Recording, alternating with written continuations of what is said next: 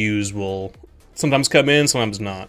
But for those who are here, basically what we're doing today is I am running a game on Saturday, I believe, for two friends, and each of them has a young family member, two teenage girls that are also going to be there.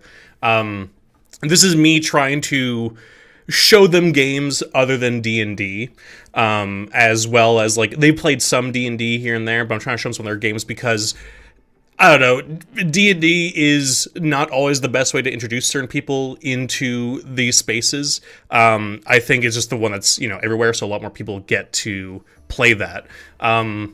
So I'm going with Shadowdark, because Shadowdark is a much easier system.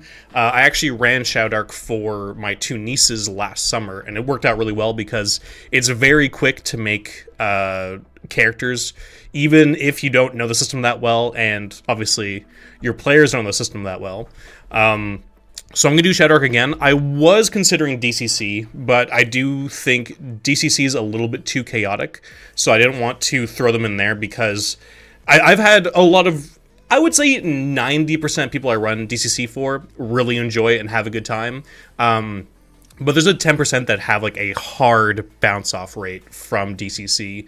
And on top of that, I'm not going to do stuff like Worlds Outnumber because Worlds Outnumber just has too much build craft in it that I don't really want to deal with. Again, if I'm trying to show somebody a different kind of game, I don't want to then show them another build craft game unless that's what they're looking for, whereas this is more just an introduction kind of thing. So I'm not going to do that. I'm not going to do, Shadow the Weird Wizard, because again, too crunchy. Definitely not doing Pathfinder, because I don't even play Pathfinder. Hey, Forerunner. Nice to see you. Thank you for typing. Okay, thank you for typing, because now I know that OBS will show me perfect. So I can just have the OBS control panel up. I don't have to have anything else up. Perfect. Let me know how the sound is for anybody who's in the chat. Yeah, exactly. Shadowdark over DCC for new players, because honestly, Shadowdark just has it's such a, I think, a good distillation of what people want from these games. For the ones who aren't like super deep into the hobby and they just want to play their silly games, I think it's just been such a great system for that. I still haven't decided if I'm going to do the torch mechanic. I think the torch mechanic would be fun, but I know that for some people, that's one of those things that they find is very gimmicky and kind of annoying. I think it's just a really easy way to do torches, because I prefer that to keeping track of torches any other way. Just throwing on a timer sounds fine for you? Awesome. Just throwing on a timer for it is great. So basically, I asked the girls what they want to play. I gave them a few different options, and I got back wanting more of a Viking adventure, and I also got back from the other one more of a horror adventure. So we're going to kind of combine those two things and do sort of more of a Viking horror, sort of very, like, I would say, isolationist kind of horror, where you're off at the ocean and, weird shit's happening. So that's what I'm aiming for with this. So I thought I'd write out just, like, some quick ideas of sort of an adventure outline. And I thought today we'd sort of fill that adventure out, because the game is Saturday, and normally I write most adventures like the day or two before that, and so I thought I will just outsource it to my community a week before and actually be proactive. So that's what we're doing today. So what I'll get from you guys, for anybody who wants to chime in, whether you want to give unsolicited advice, unsolicited ideas, whatever, you're welcome to do so. I'll probably also stop every once in a while and ask you guys what you want to do. Or what you think is a cool idea. But basically, I think if we're doing a Viking adventure, firstly, I think the players should be the Vikings. I think that's more fun and cool. And I think that's a more interesting thing for, especially younger people to be, just to get to go off and be somewhat the kind of, I wouldn't say morally gray necessarily, because I don't know how morally, people say morally gray, and they talk about people who like slaughter and plunder for a living, and I'm not really sure how that's gray, but it is what it is. But I think that'll be more fun. I'm thinking of just taking the Curse Scroll number 3 is the Viking zine. Hey, Elder Goblin Games. Boats on boats on boats on boats. Absolutely. That's what we're going to do. It's going to be stacks of boats going down. But they have some boat rules in this and different boats laid out. I'm thinking of just taking the rowboat, which is like a 10-person boat, I believe, because I think it's one person per hit point for the boat. So I'm looking at doing the rowboat, just making it sort of like a smaller kind of, Viking vessel, basically, for them, and in terms of flavor for it. And so my thoughts are, them on that, whatever hirelings they might want, I'm going to let them decide if they want some crew outside of just them for either fodder or just, backups in case some of them die, or just generally up their numbers a little bit. Because I'm going to try and make this pretty deadly. I don't want to take it, too easy on them. I don't want to completely destroy them right away and make them have a bad time, but I do want to really stress, like, hey, be smart. Be very creative, work together. Also, maybe run away in certain situations, sort of regroup, sort of figure out what you want to do. So I'm not going to take it too easy on them. I also don't want to go too far in the other direction and make it really, really crazy. So I think some hirelings on this boat is probably not the worst idea. And so, as you see here, I wrote, like, they get word of, like, a rich merchant vessel on its way to some destination. We could say maybe it's one that's on the way back from somewhere far away, and it's, showing up somewhere, like a nearby, like, large city or a settlement. That part doesn't really matter too much. We can sort of figure that out just for the flavor of the world to sort of sell it, but I'm not really too worried about those details. One detail I'll let you guys chew on while I'm blabbering is we do need a good ship name, though. We really want to sell this as, like, a really large, probably well-known merchant vessel that goes through these waters quite a bit. One that's kind of been maybe on their mind a lot, has been sort of a prize that a lot of people have been after, and maybe these are the ones, or this is the time they're going to be the foolhardy ones who are going to really go after it. So if anybody thinks of any good sort of ship names, feel free to put those in the chat. And, like, I'm thinking we're going anachronistic. Listen, I realize that, like, Vikings are, like, 600s to, like, what, 900s, maybe 1100s at the latest, but by then I think most of Christianity had kind of, like, slammed through the Nordic countries, and I think a lot of the culture had shifted by that point. And I'm looking at, like, a sort of Age of Sail kind of merchant vessel. Ooh, Orpheus is good. Let's put ship name ideas list, and we'll underline that. I like Orpheus. That'll be our first one there. So this is gonna be like sort of like I'm thinking more of an Age of Sail, kind of Pirates of the Caribbean kind of. Ooh, Ceres. Oh, we're going real Greek, huh? But I think Greek is a really good way to go with when it comes to these sort of Age of Sail kind of large boats.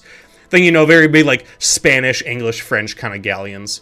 And the reason for that too is that, like, if it was a longboat, there's not much of a dungeon crawl that can happen there unless we get overly creative with how, how deep this longboat is. But if we do a big sort of galleon, then we can make sort of a dungeon crawl of them going through it. So that's what we're going to go with.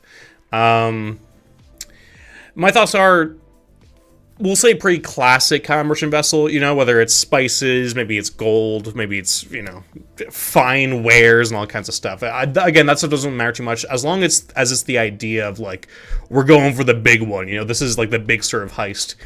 I would say when I was thinking about it, this wasn't, like, direct inspiration, but, like, this is a very common kind of, like, trope in movies.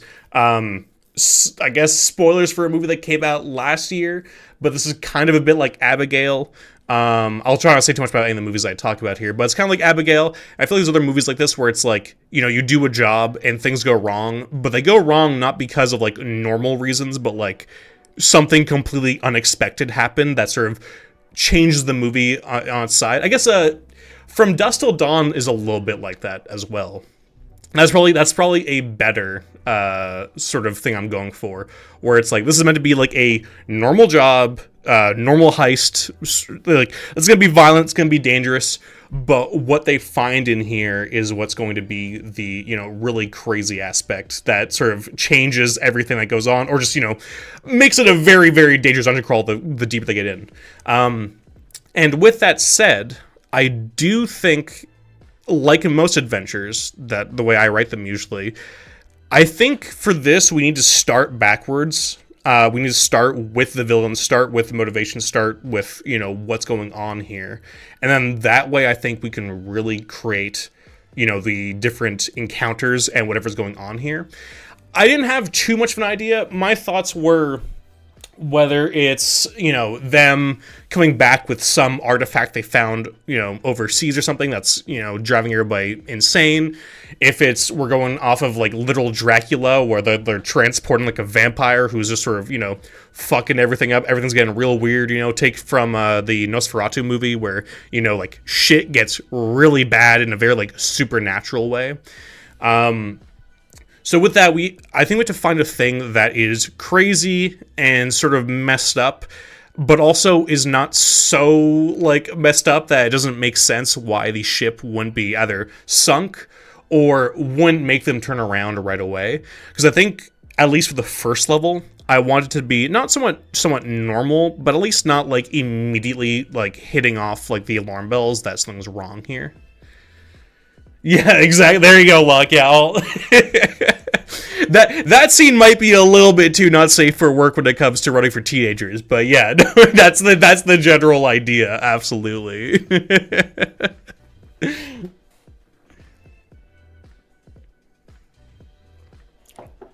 That is what I'm going for. Okay, for runner, I'm interested to hear your idea. No worries, man. Let's see what the Discord notifications are saying. Okay, perfect. All right. So yeah, and I was also looking at doing 3 to 4 levels. I'm not too worried. If we have any like naval historians in the chat, you can be like, there's no way, there's only 3 levels. You can never have more than a galleon or whatever. I don't really care that much. I'm looking at more what makes for an interesting dungeon more than anything else.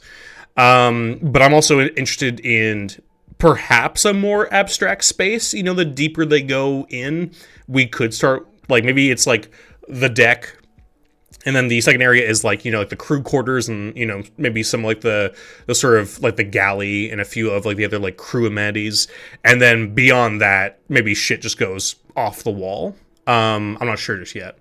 Okay, so Forerunner, you said basically the ship is like a ship of the dead, which is transporting sinners, ghosts. Each level is kind of superliminal. The deeper you go, the more creepy it is. Yeah. That's actually... Oh, that's actually a really cool idea. Because that reminds me... What's that game? Is it Spiritfarer? Sort of like a fucked up version of Spiritfarer. That's actually... I like that. Also, I was supposed to have... Chat was supposed to be showing up. Chat box, why are you not showing up on the screen so people can see the chat? Let's see. Oh, well, I won't worry about it for now, because it'll take me a while. Hey, middle. Yeah, I have had the Return of the Obra Dinn on my wish list for like 6 years now. I think I get like an email every few months that it goes on sale, and every time I'm just like, I'm just gonna wait a little bit longer because I'm not gonna get to it for a while. But if you want to extrapolate on that middle, go for it. And again, for anybody in the chat, we'll try to hold off on too many spoilers for stuff. I'm somebody who's like, once something is old enough, it is what it is. I don't really care that much. Okay, yeah, you know what Obra Dinn is. So Spiritfarer was like this really like cute game that came out, I think 3 to 4 years ago, and basically with Spiritfarer, it's what it sounds like. You sort of ferried spirits across on your ferry. It was more of a cutesy game, one of those sort of like indie, the world's kind of sad and fucked up, but also it's kind of got a cute art style. Like how like a lot of indie games in the last like 5 years sort of do that sort of thing. It's a fairly solid game. I never finished it. I played it for a while, thought I liked it, and then I was kind of like, okay, I got the idea. I'm gonna move on now. I think they made something recently that's like totally different from Spiritfarer, though, if I'm not mistaken. Well, actually, that's a good idea, Locke, especially if we're going for the more sort of Greek ship name idea, where if that's a bit of like a I mean, not that the players are going to pick up on that necessarily, but more for us, the creators. That could be a fun sort of thematic element if we're putting in some stuff like that. If we do want to go more with like Charon and the Styx, or if we want to go more with that sort of bring over from the afterlife, that's actually very interesting, because then if we go. Then we make the ship more mysterious, actually. Where this ship is known to go across here a lot, you know, it never seems to stop anywhere, like, in the air that we know of, with, you know, the amount of knowledge the players have of the surrounding area. Maybe it has a destination, maybe we'll give a name for that could be interesting. But maybe it actually is, like, a ship that does literally ferry the dead off to the afterlife, and that's why it's, like, it's always been seen, it's always been mysterious. People don't usually catch up to it, maybe, or something weird with that. But maybe whatever's happening right now is what allows it for the PCs to actually get to it this time. Think of even the Wandering Enemy. Yeah.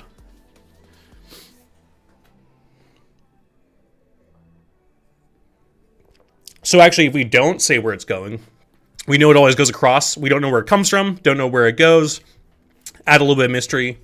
And then that'll be a fun thing. We'll just go to the next page here. Scroll down.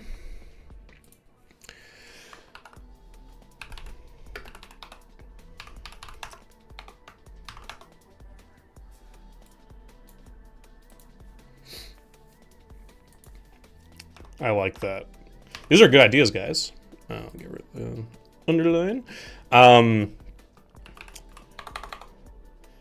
Infamous galleon that sails these waters. Nobody knows who it belongs to, or where it comes from, or where it goes. However, the group or a contact of the group have figured out the pattern schedule this ship has. Also, sorry for the clicky clacking. I have the mechanical keyboard, so I don't know if it's being picked up by the mic, but I'm assuming it does, because there's no Discord gate to stop that. I don't have it set to not pick it up, so I apologize. Yeah, something that is very cool. We'll definitely do the sundial. Because also, if we add a sundial, that can be part of a puzzle or just something interesting that we can do with that. Ship has and makes plan to carry out a heist on it. Clearly, ship has valuables or something expensive, considering its I don't know, not luxurious look, but like it's like a good way to put it. Considering it's a very large and high quality looking ship.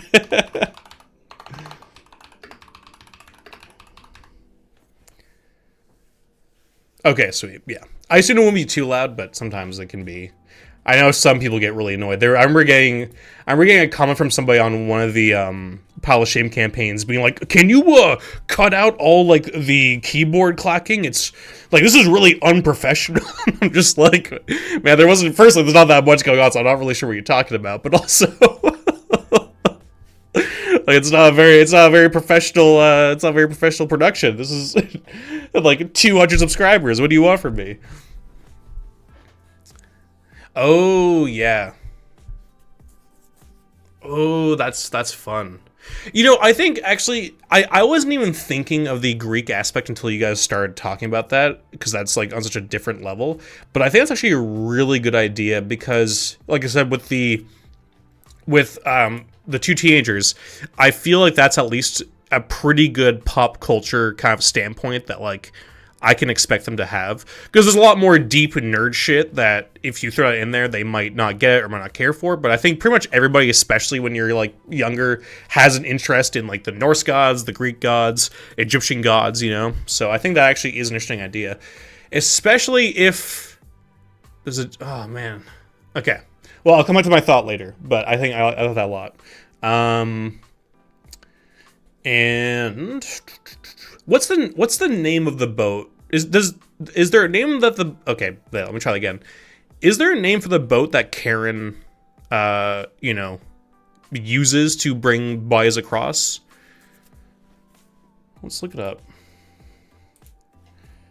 Name for a boat that Karen rides. Okay, so it has no name.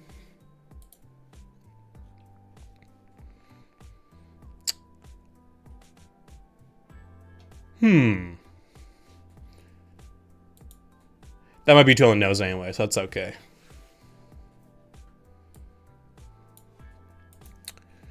But I like that a lot. Now, yeah, no, just from a quick Google search there, it seems like Karen's boat has no name. It's just known as Karen's Ferry or Karen's boat. Okay.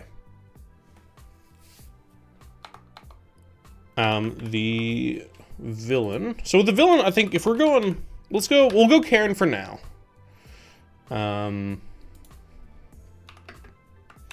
Which is interesting, because Karen's not necessarily an evil character, so maybe... What if it's somebody who's replaced Karen? What if somebody who's taken over Karen? Because, like I said, I want this to be something that, like, it's maybe a normal part of the cycle of this world, but this time, when they're going to go get it, this is where maybe things are wrong. This is where maybe things are not going quite right. So maybe it's somebody who's taken over, who's sort of maybe usurped Karen.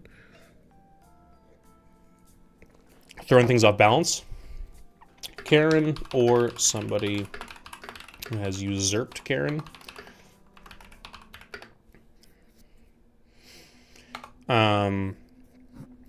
If Karen is, and actually, if it is somebody who has usurped Karen, or Charon, is it Karen or Charon? I know people pronounce things totally different.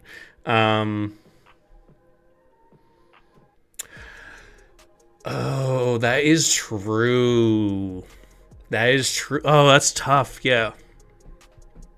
Because that makes me wonder, should Karen be a prisoner on the ship somewhere where they can find him, where he might be like, listen, you are not meant to be here at all, but I'll overlook it this time if you guys help me with, the one who took me over, which I think which could be fun. But also the idea of it just being purely, no, this is like a natural kind of cycle. This ship carries the dead, carries lost spirits. And you guys coming here and doing this maybe upsets the balance. Oh, it's tough. I don't know what is the... Because I do feel like your idea for Runner is more classic OSR. I do think the PC's going into something... that runs the way it is, whether there's issues with how people view it or not, but they are running into an ecosystem that they are disrupting in their own way. Which I think that's actually very interesting and does more fall into that kind of like Abigail or From Dusk Till Dawn sort of setup where they've kind of put themselves in this situation, and maybe it's also a lot more their fault than they might want to admit. Also, knowing how these players are, they are fairly chaotic, or at least I know one of them is very chaotic, so I could see it being a fun thing for them to be the ones who are kind of at wrong here. So actually, you know what? I think I like that. I like that more. You know what? With that, I'm not going to say villain. I'm just going to say antagonist. Because I don't think he's actually a villain in this. I think the protagonists are truly the villains here. Karen ferrying the dead. I wonder if every level, if we want, like you said, like you mentioned earlier, if every level's like a different thing of the dead, maybe it's either different sins. Maybe as it gets deeper, that's where like the worst are. Maybe Karen's down there sort of keeping them under control. Yeah. Yeah, I think having somebody there like that is not a bad idea. I don't know the lamb from the Goblin Punch dungeon. And listen, here's the thing: we're not looking to reinvent the wheel here or anything. This is meant to be just a fun adventure. I want something that's like pretty straightforward. We'll get to the design of the dungeon itself in a bit, but overall, I'm not looking to do anything super crazy. So anything that's like really just ripping off other stuff is totally fine. This is not like we're writing an adventure to publish and sell to people. This is us just purely fucking around to see if we can create a good adventure for for some new people who might have a good time with this. Carrion ferrying the dead to the afterlife across the sea. What's also interesting about what we did here too is that, at least obviously with any mythology, especially very old mythology like Greek mythology, it's obviously different depending on you know who you talk to and everything. But the afterlife, excuse me, the afterlife in hell is not quite the same as it's been sort of like taken in like the Christian sense of it being like, you know, the rings of hell that you get transported to like through a portal and everything else. In a lot of sort of Greek mythology, the way to get to hell actually is like possible through, you know, cave systems or going to certain areas. Like it is actually like a traversable place that you can get to, not necessarily easily, but it is a place that you can get to if you are searching for it and actually trying to do it. So Charon ferrying across the ocean, I guess sort of like Lord of the Rings in a bit of a way.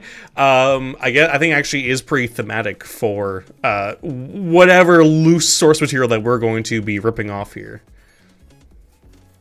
Okay, gotcha. Yeah, I think we can probably have, if we want like a wandering monster, we can probably have something like a loose, like, you know, sinner soul thing that's going around.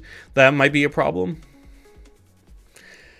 Oh, there we go. Yeah, we're gonna rip off the Hades game too with that. That's not a bad idea at all, because I know because they do have the different levels in that game, you know, based off of the different areas of the underworld. So that's actually a really good idea.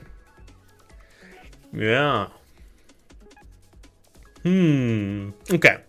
So Charon ferrying the dead to the afterlife across the sea.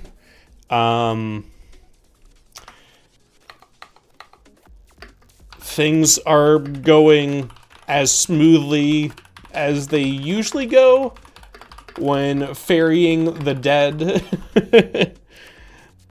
which is to say, not super smoothly. Player interference, or I should say PC interference furthers this disruption, causing issues unforeseen. Hades is so good. Very good game. Probably one of my favorite games of like the last 5 years. I think it's probably come out like what, 2020 at this point. So definitely one of my favorite like modern video games for sure. It's just such a solid game from every angle. Okay, so, and we'll just go over here. Every level is a different level of Greek hell. I guess Greek underworld, we'll say. Of the Greek underworld. Let's look up what the different ones are so we can get an idea. Different levels of the Greek underworld. What do we got?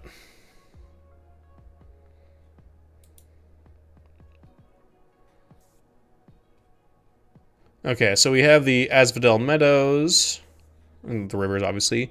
The Elysium, the Elysian Fields, Tartarus. Oh, is that it? I thought there was more. Okay, that's actually perfect then. Oh, that's good, Locke. That is good. Actually, I think that's a pretty good idea. Ooh. See, because that could be a fun wandering character. It could also be something that's like a helpful. We could rip off Hades there and actually have Cerberus being like a helpful kind of character. Um, Also good for a final boss monster as well. Yeah. Yeah, I think that's probably what we're gonna do with it. Let's see here. Okay, so the Asphodel Meadows is the location in the underworld where the majority of the deceased dwell. The name appears as far back as Homer's Odyssey, where features Odysseus' survey of the underworld, technically referred to as here as the Field of Asphodel. It is unclear exactly what the ancients understood this field to be, with scholars divide between either associating it with the flower asphodel or with a field of ash. Okay, so that could be anything, but that means I think we found our first level, for sure. The Elysian Fields was a utopian. Actually, that could be the first level if we want the utopian one to be the first one, and then Asphodel underneath it. And then Tartarus at the bottom. Completely distinct realm, separate from the underworld. Okay, so can be... Alright, cool. So yeah, because I think that's how we can do with, like... We're going to be bastardizing a lot of different stuff here, obviously. So I do think, yeah, we'll do... Exactly, yeah. I was thinking of like a Dante's Inferno kind of thing, where we'll do kind of like a Rings of Hell thing, where we're gonna just kind of like mash together stuff. And I'm assuming the Dante's Inferno thing probably took from Greek mythology, right? Like I feel like that's, I mean, like most of Christianity is kind of like taking the things of others and then putting like their own sort of story and stamp onto it, right? So I'm assuming, if anything, we're just following tradition by doing that. I don't think we're doing anything too wrong that doing it that way, which I think is pretty neat. How's the blessed? Okay.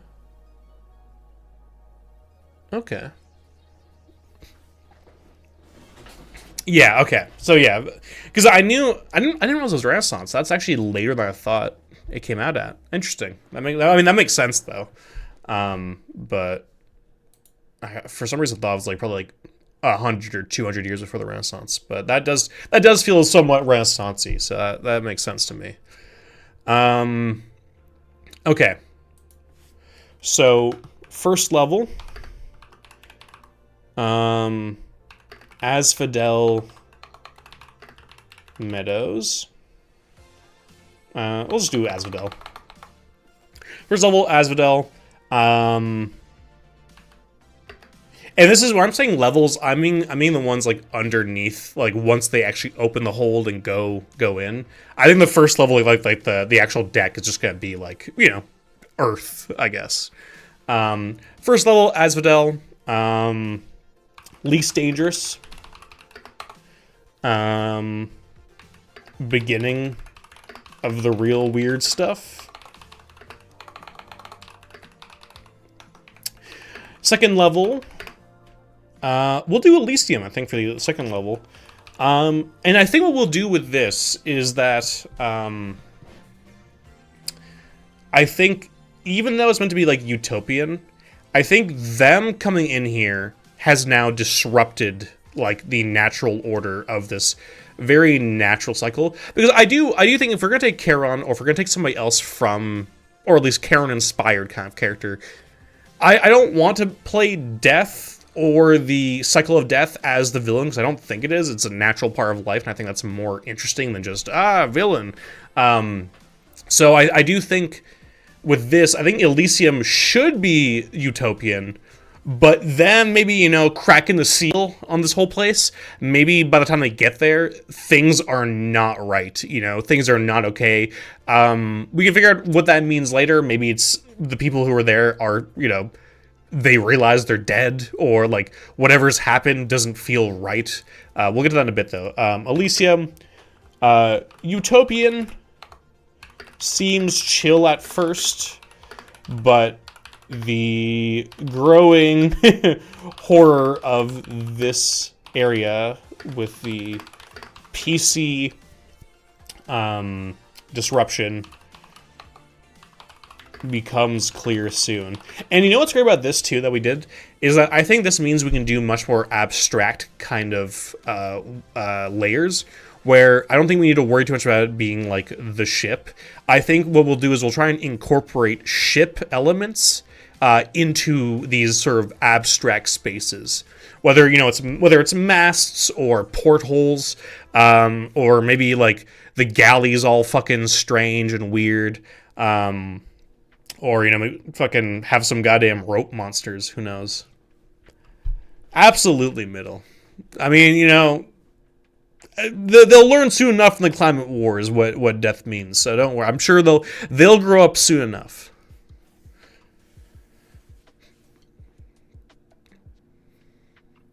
Oh, that's a good one. Yes. Okay.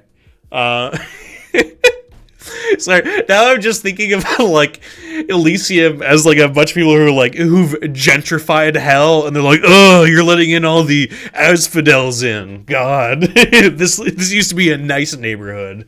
Yeah,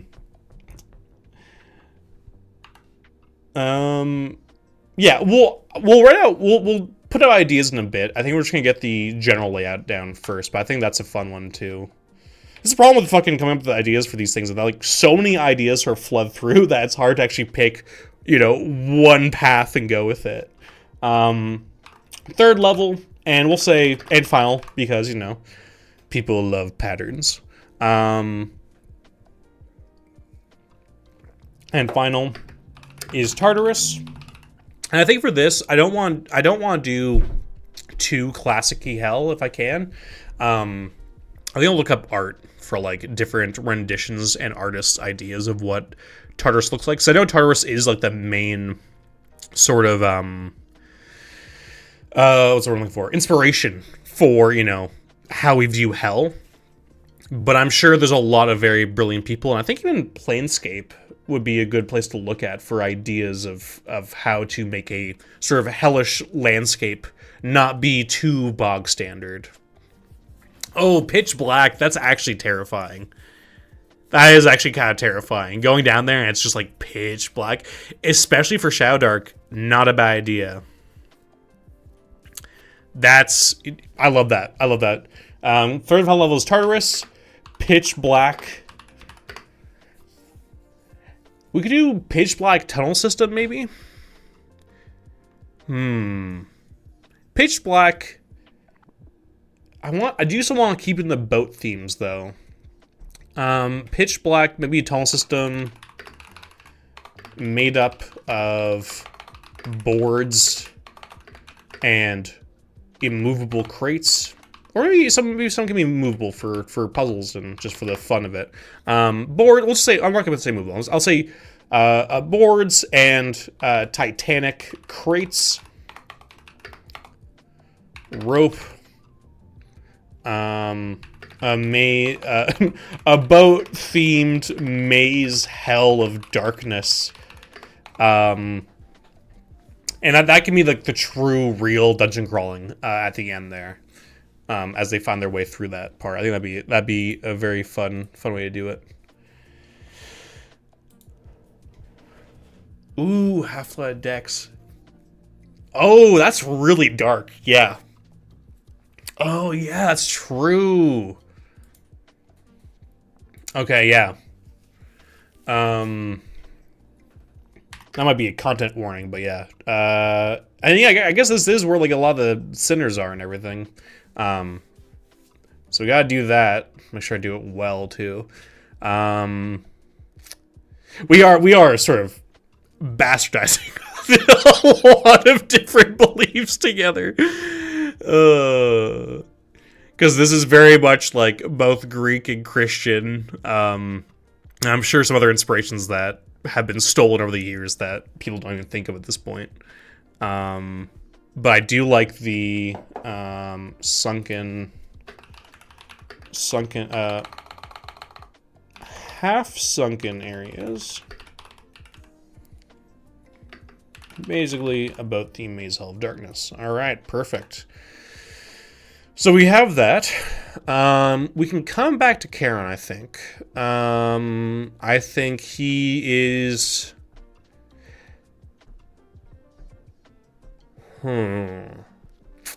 Maybe Karen has to stay in lower levels to keep the grave sinners from escaping, causing a ruckus. And maybe warns or sends minions after the PCs if they are not careful.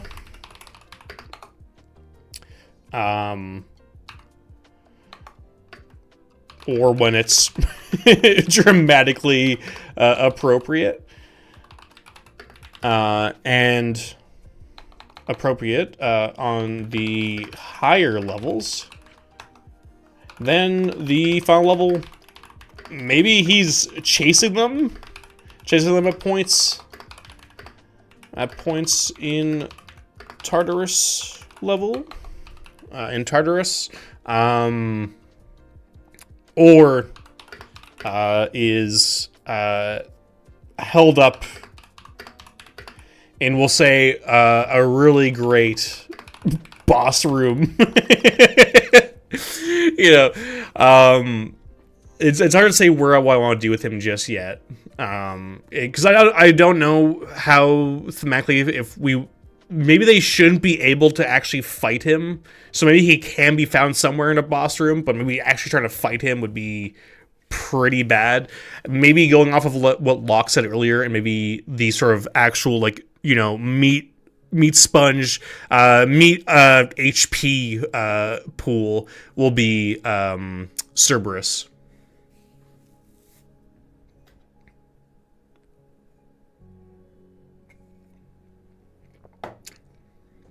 Oh, I do like that. I like that. That is a good idea. Because I guess the question comes down to, I mean, there's gonna be other enemies there in the sense of I think that will keep things a little bit fresh in terms of having to fight different kinds of enemies, having to be a little bit more creative with whatever they come across. But that could also be from their own doing. That could be from the undead that they come across. If they mess up on not helping somebody out, or making them really upset, letting them know that they died. Oh, that's a really good idea, Locke. That's a really good idea. We're definitely gonna incorporate that. We'll see. I'm gonna just write that down just here because I don't know if we want to do that just yet, but I don't want to forget it. Incorporate something with coins and Karen, because I think that's a fantastic idea. Especially with Shadowdark, where not that this is gonna matter for a one shot, but the way you level up is that you escape or come out of the dungeon with treasure. So treasure is how you level up. So making it clear that treasure is what they're really after, having to part with that in some way, especially coins, could be a very good way to do that.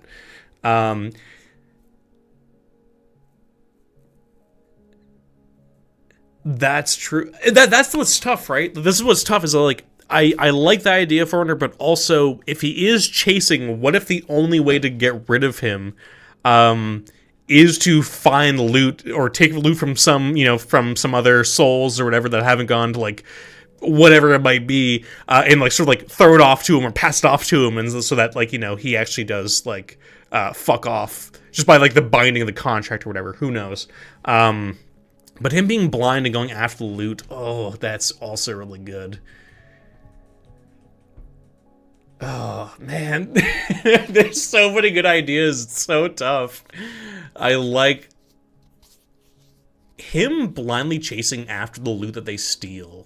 He's just a custodian after kids who have fucking tried to steal stuff from the vending machine is a very fun idea. No, it's not mutually exclusive. It's more just that whenever I'm trying to not pile on a billion ideas that could end up being, you know, a little bit too messy. Could be going too many different ways with how we want to go with it. Yeah. Oh wait, look, there you go. Oh, there is chat showing up now. Was that showing up for a while? 1 second.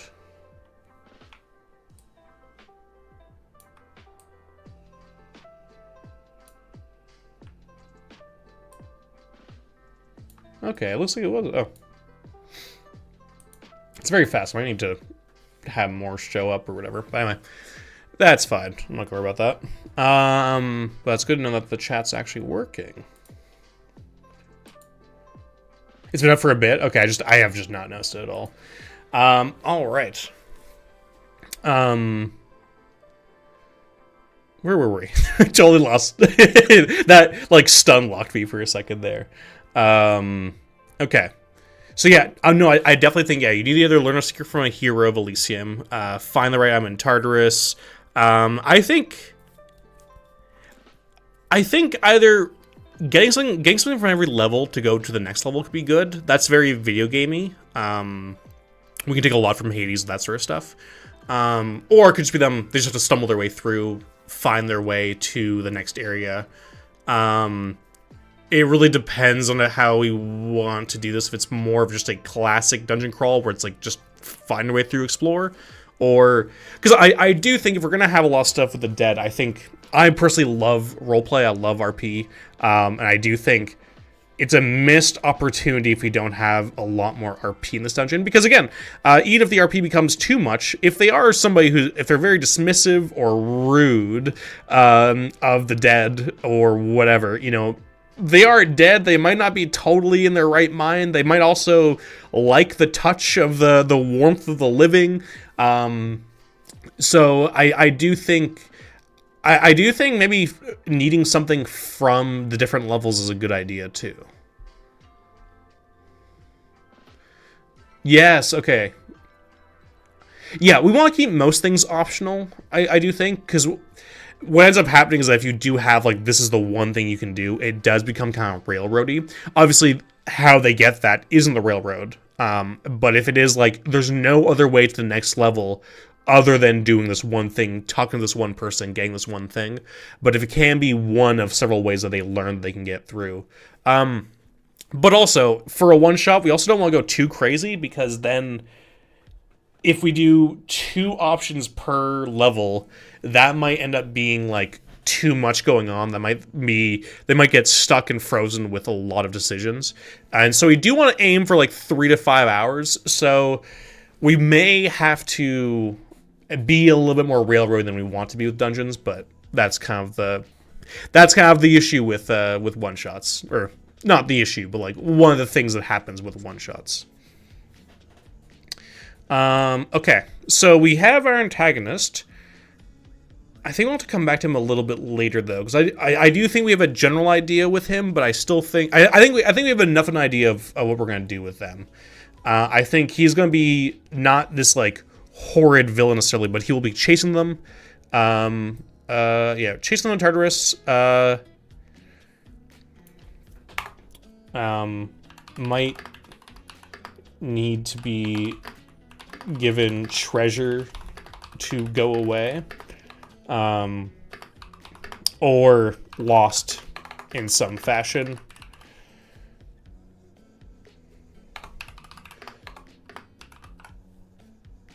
Scroll down for you guys a little bit. With the help of NPCs or stuff they have found.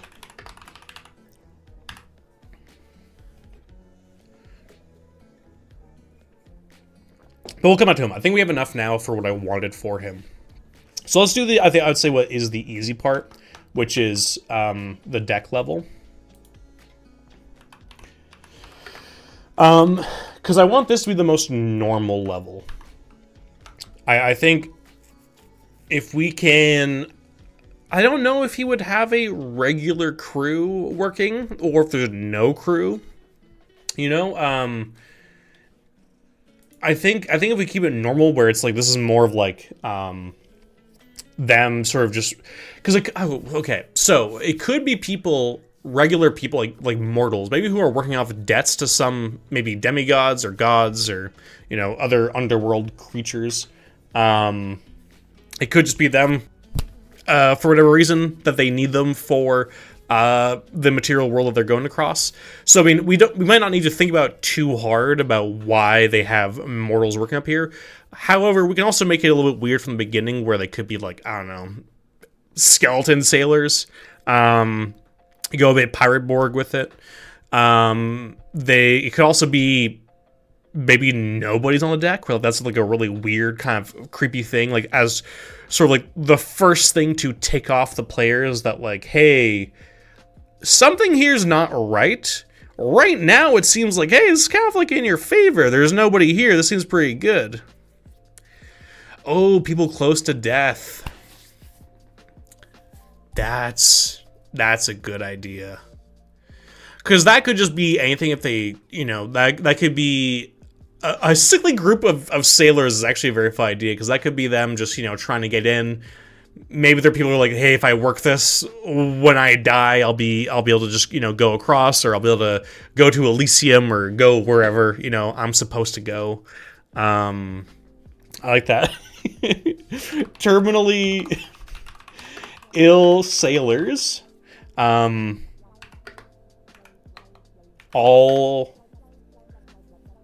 think an easy way to also show this is that, like, most are of senior age, clearly not moving well, not seeing and hearing well, and generally not that cognizant. That's what that word. Is it right? Is there another I in there? I'm not getting a red line yet, so I think it's fine for now. Generally not that cognizant of the world around them outside of their job. More of a stealth exploration level versus any kind of combat. Why bring Odysseus a child?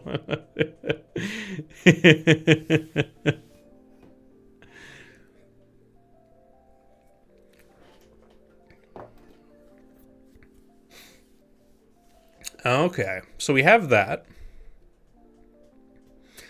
Well, if we do want to go more Odysseus, or also start showing off some of the Greek elements, we could have, like, I don't know, a Cyclops captain who's, like, the only, like, really cognizant one there, who's, like, behind the helm. So that could be fun. Like nice tricorn hat. This completely anachronistic Cyclops. Has an eye patch over his one eye. Yeah. Yeah, I mean, I also...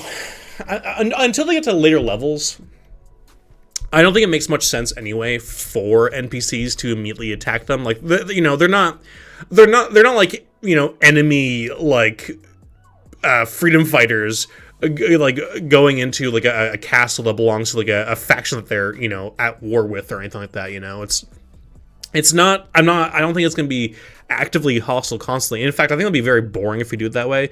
I think a lot of the NPCs they come across should be kind of interesting, sad, funny, a whole slew of different kinds of people. Some might want to help them. Some might want to, see if they can, get to a lower level, or get to Elysium, or maybe some of them want to go to the more, like, bland level who are in Elysium or whatever it might be. A lot of them could be very helpful for, pointing out where treasure might be. They might want something, in return.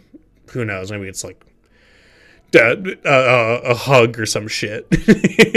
Sort of leave it up to them, or, like, in general, when it comes to a lot of these sorts of things, I'm not going to make, like, a hardline solution to whatever we come up with. It's more just, here's a situation. Let's kind of see where the improv and the players take the situation and see where it goes. Oh.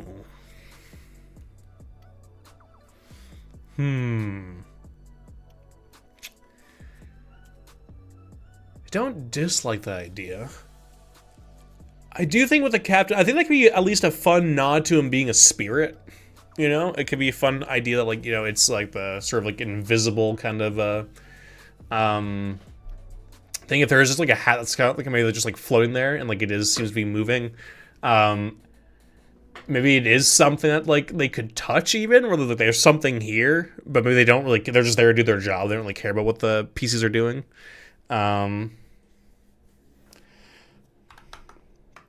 Invisible captain with hat.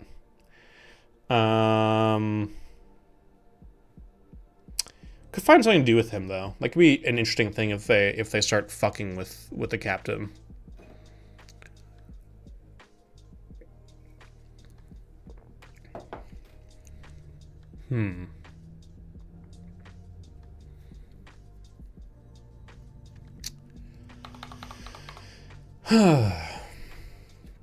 So I don't dislike the invisible captain idea, or at least like the spiritual or weird mysterious captain.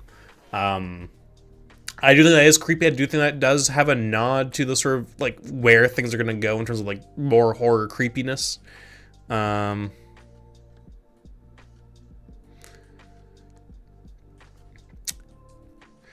Yeah, no, I see what you're saying. It's just have like a hat there, so that, like, it's sort of like, oh, what happened? Like there's something. There was a captain here, but now it's just moving by itself. Yeah,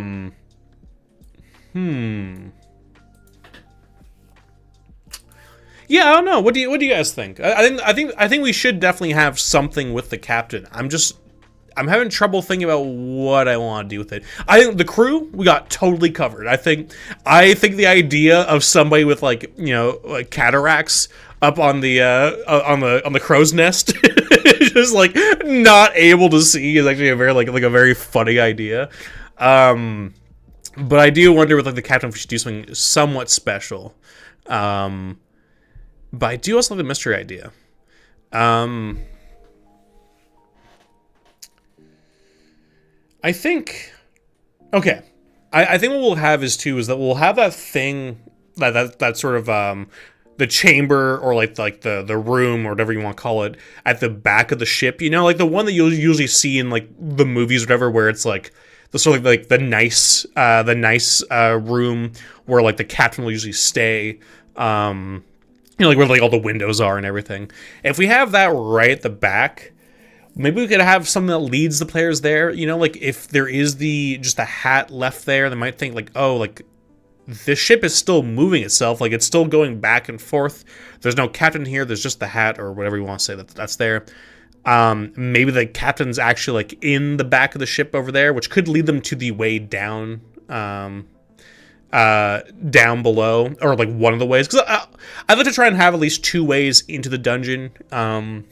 Just that, you know, whether they want to go through like a porthole, or they want to go through like maybe that part of like the captain's hold, and maybe find a way in there.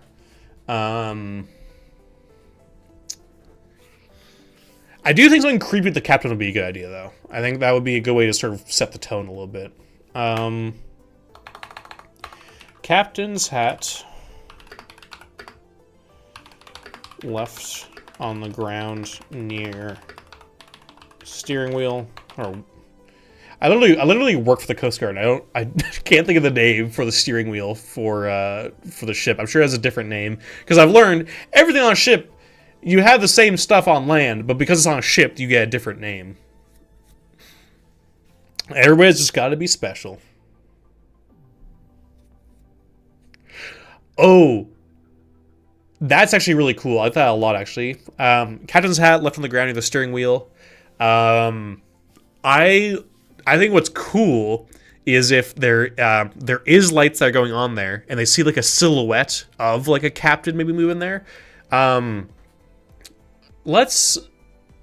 That could be fun if they go in there and like there's nobody there, where it's like it's just a weird thing. It doesn't like lead to anything with a captain, but it is just sort of like a creepy kind of thing of like, Maybe it's like the whispers of past captains or whatever, you know, that sort of like run the ship and do their thing. But like, so maybe you have like, there's lights on. Maybe they think they see like either a silhouette or some movement in there. But when they go to check it, they're all stealthy doing whatever. Like there's nobody here. Okay. Well, I think that's a pretty fun idea. Captain had left on the ground near the steering wheel. Ship seems to be steering itself. And we're probably going to expand this a little bit, but I think we're good with this for now. Lights are on in the captain's quarters.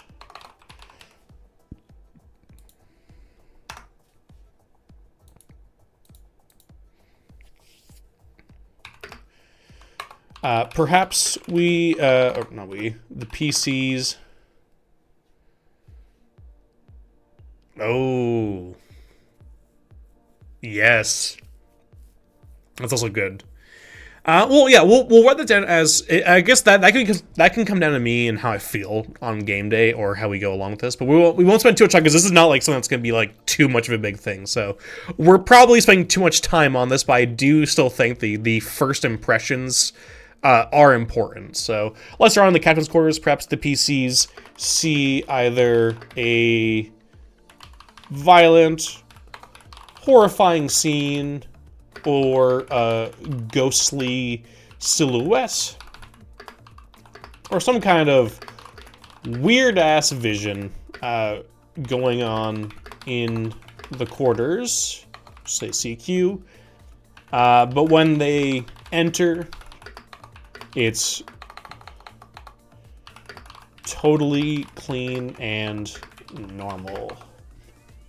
Outside of whatever portal entrance we decide leads to the first level below.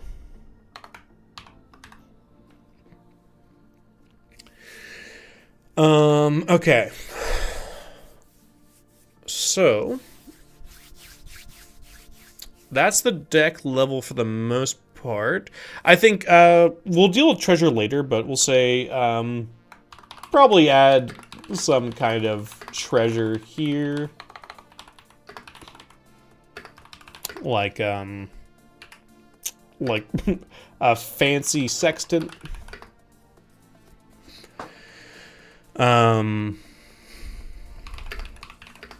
Or some nice jewelry.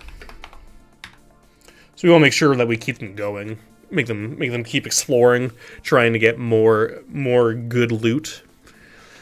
And also think of some magic items for later too, as they go deeper in, because I think that'll be some fun stuff. And also, I mean, like, there's so many different like magical items in Greek mythology that I do think. Oh, that's good. That's good. Fancy looking glass in the crow's nest.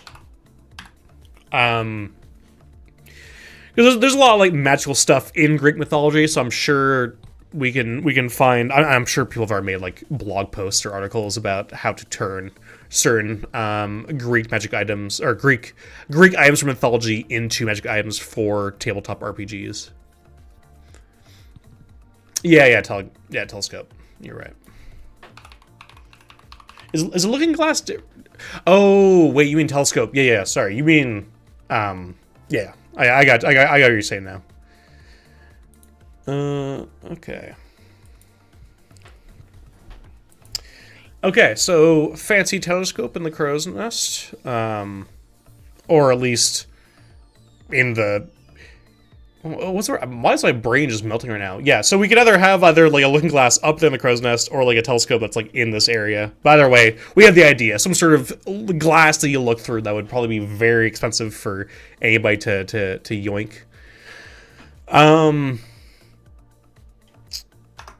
Okay, past that, I think we should have 2 entrances into, or 3 maybe. I think we'll go 3 entrances that I can think of right now. 3 entrances into the first level.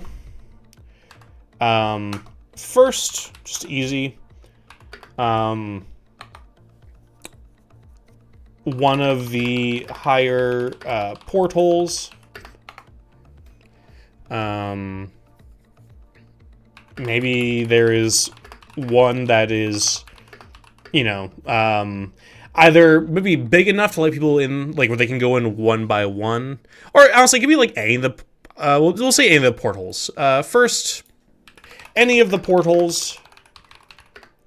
It's faster to get to, and no need to enter the deck to get into them.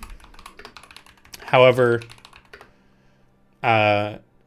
difficult to open from the outside quietly, and can only squeeze one person in at a time.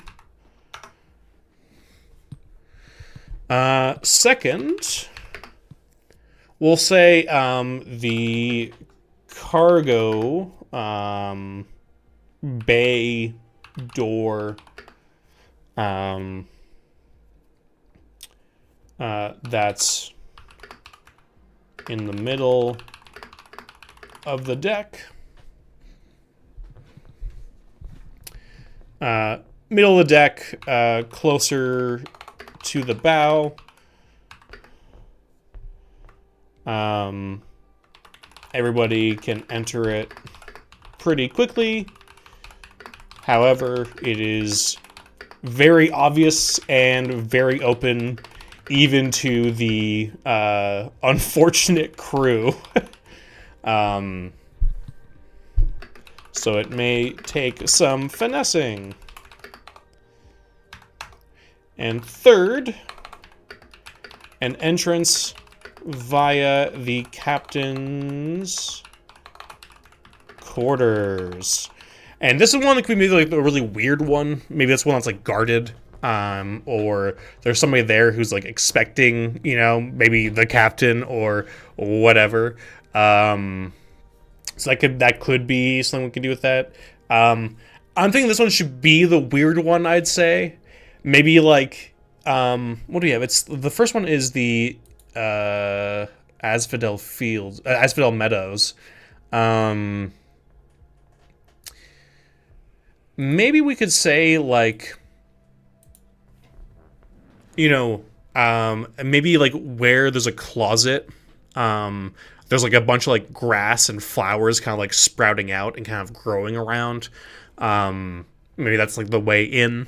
Where it's like everything's just sort of like a normal, lavish, very nice captain's quarters. Maybe there's like even like a banquet out like on like the large dining table, you know, with like all sorts of food and wine and whatever else, you know. And then everything's all normal and nice except that there's nobody here. And also maybe like there's that sort of, like I said, like so that meadow's kind of growing. More moss or fungus, yeah. Depends on how, also if we're following that sort of like either the invisible or like the sort of creepy theme, maybe like the number of players there are, number of characters that enter, maybe like that's how many chairs kind of like get like you know, sort of pushed back from the table, you know, sort of like as if somebody's like, you know, pulling out the chairs for them to sit so they can push them back in for them. Sort of keep things still subtle, you know, not any craziness happening, but just enough of like, the fuck's happening here? What the fuck's going on? There's a weird shit happening here. I like that though. I think the moss is good. I think fungus might be too much in the like already fucked up stuff. I'm sorry to my fungus friends. I love fungus, but I do feel like at least moss is, you know, a bit less immediately evil in fantasy. Unless you played the Flocculant Cathedral from Trophy Dark, and then I take back what I just said. Yeah, third entrance via the captain's quarters, where it is a closet door, smaller entrance, where the what's the word I'm looking for? Not door jam. What's the like the actual like doorway, where the surrounding area for the door, because my brain can't remember the actual word for it, is covered in moss, expanding out from whatever is closed behind. Oh, I need to scroll down a bit. Closed behind that door. I think that's a pretty good way. So that gives them some different choices. That gives them a little more agency in how they want to go about this. I feel like both the portholes as well as the cargo bay door will be too dark for them to really notice or see anything until they're already in there. But I think at least if they go to the captain's quarters, what they make up for in it being a little bit safer is that seeing that might make them go, let's go a different way, and that might lead to them to make some of their choices that could be, you know, a bit more interesting if they decide we're not going this way, we'll go a different way. It might all lead to the same level of weird kind of stuff, but at least they might they might find a better way in. Because I do think also the captain's quarter way should have something as well. I think there should be like a bouncer at the door, or like beyond into the fields, or something there that's like kind of like, like we don't really get many people that come through this part. This is a weird way for people to enter, since probably anybody being loaded onto the ship would probably go through the cargo bay. So maybe it could be somebody who thinks they're the captain, thinks the crew is the captain, maybe, or is immediately like, you're not supposed to be here. What are you doing down here? But they could also just be welcoming. Be like, oh, this is Asphodel. Yeah, go on. I'm not paid enough to care. I get paid like 2 coins a year, man. I don't really give a shit what you do or where you go. It's not, you know, it's not my problem.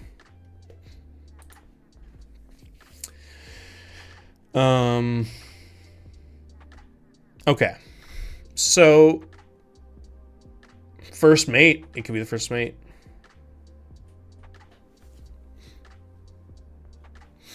Yeah,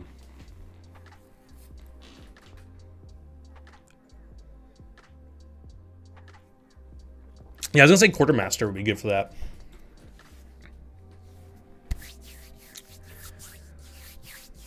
Yeah, I think quartermaster. I think we'll take that idea, Lock. I think we'll get the quartermaster though. I think that's a good one.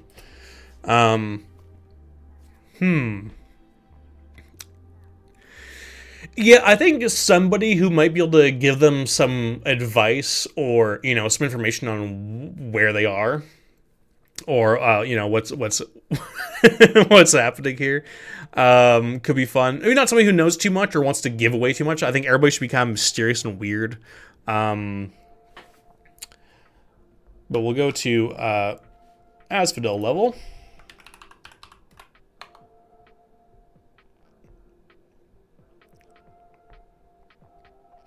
Yes. Asphodel Meadows level 1.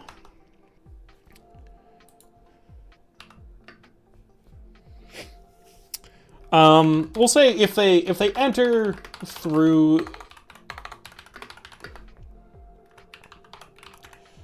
the captain's entrance, and maybe we'll have him be like a wandering NPC, so like there's a chance, you know, if I roll on an encounter, they might come across him throughout. But we'll say this for now, and then I'll decide how I want to deal with them later. They enter through the captain's entrance, or maybe any entrance. We'll see. They meet the quartermaster, who will help them if they acquire something for him.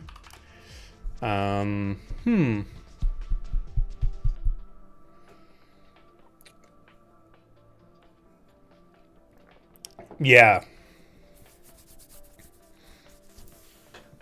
Yeah, no, it's definitely deck is back. Definitely like you know, so like the like the poor people like on the Titanic, where it's just like everybody's just like crammed together. Not super clean or anything, Basically like a big like high school field party, like where you'd go to like the woods, because you can't go anywhere where like nobody has a house at the time that like they can have a party at, or you're all drinking underage where people won't find you. Basically, so it can be kind of like that where it's like mossy, sort of on the ground, kind of damp, maybe a little bit too warm, and just a lot of people just sort of jam packed here. Yeah. Yeah. I'm imagining like sort of like a big kind of like outdoors concert kind of thing, where it's just like a lot of people, not like sardines, but pretty close to it. There's a lot of different, maybe sectioned off people, and just lots of different groups of people everywhere. Where they will meet the quartermaster, who will help them if they acquire something for him, or do some other kind of quest for him.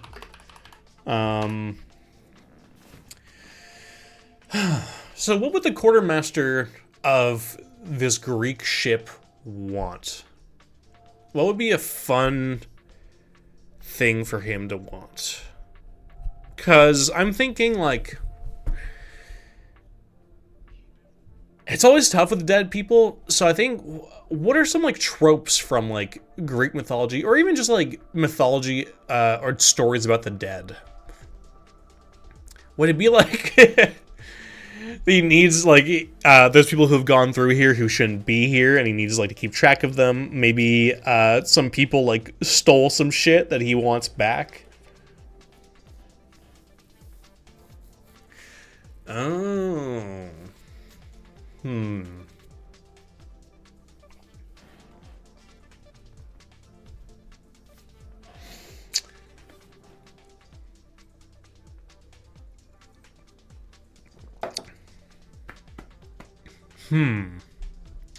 The only thing with that is, yeah, I guess if they promise, hey, I'll show you how to get to Elysium, but you have to, like, help my relative. Oh, Locke, that's a good, that feels very like romantic, like Greek kind of tragedy, where the quartermaster's loved one died, and is down in Elysium, maybe, or even Tartarus, and has to do that. I think that's a really, really fun one. That's a very good idea. That's the thing. Like, I do think he should be a little mercenary. I do think most of anybody they meet might not be hostile, but they are not going to be either totally, like, I don't think anybody's going to be like, oh yeah, let me, walk all over me. I'll do whatever you want. I'll help you with anything you need. I'm going to be the most helpful character ever. I think we should have a lot of different kinds of people that they can run into. We don't even necessarily need to write them down. I'm more talking about like just like the tone of it. Where I definitely think a lot of them should be pretty mercenary in how they go about this. Not hostile, but just kind of like, yeah, you scratch my back, I'll scratch yours. So, okay, I like that a lot. I think wants them to... Ooh, here's what we'll do. Wants them to bring a locket, piece of jewelry, or something of value that the PCs might want to keep for themselves down to a loved one in Elysium.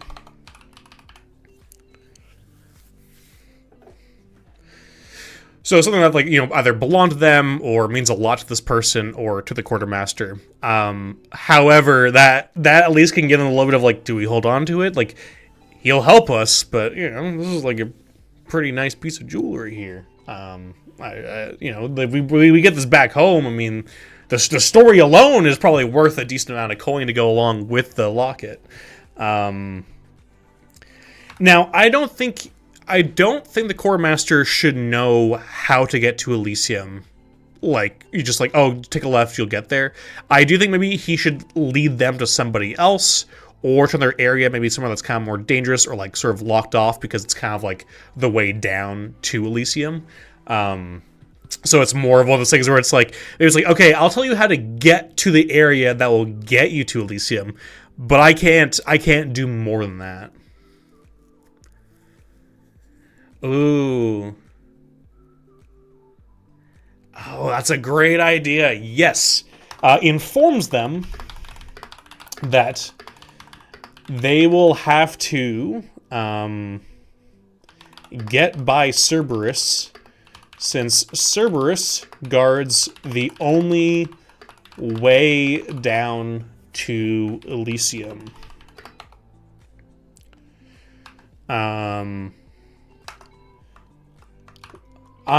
Players have to be creative. Maybe go back to the captain's quarters for a bunch of food. Find some musicians, slash they may already have instruments, to put Cerberus to sleep. Or trick Cerberus in some other way. Or if they are really blunt and stupid, they can try and fight him straight up. But we'll have to find a way to make that clear that is a bad option. Now, see, this is where it would be funny if Cerberus is actually like a three-head person who actually is like a bouncer, or it's kind of like they are just like, hey, what's up? No, you're not on the list. You can't go through here. Or just a three-head dog that talks, where it's not just like some dog that just barks and is like, just like an animal, but something that is like actually is very intelligent. Or at the very least, not very intelligent, intelligent enough to actually have a fun RP scene with. Especially the three different heads are kind of arguing and fighting over, what they think, what they believe of the PCs, their own opinions. Also, what does Cerberus want? Maybe Cerberus will let them through if they do something for him. Oh yeah, we'll just start taking a bunch different cultures. That's a fun idea though. I keep saying fun idea, but it is. Well, a lot of these ideas are just fun. I'll need to get a thesaurus so I can get some new words out to use on this, but because I think Cerberus is such a fantastic, thing to deploy, because I do think there are a lot of different ways we can do this, but also it would be interesting if we try and keep this as RP heavy as possible with all the different people here. So maybe Cerberus himself is looking for something or someone. It could be interesting, oh man, I'm wondering, what would Cerberus want though? Maybe he misses Hades. Misses his master. Just like, can you, if you get to the lower levels of hell, there's a place where you could actually like let my master know I miss him and where I am, and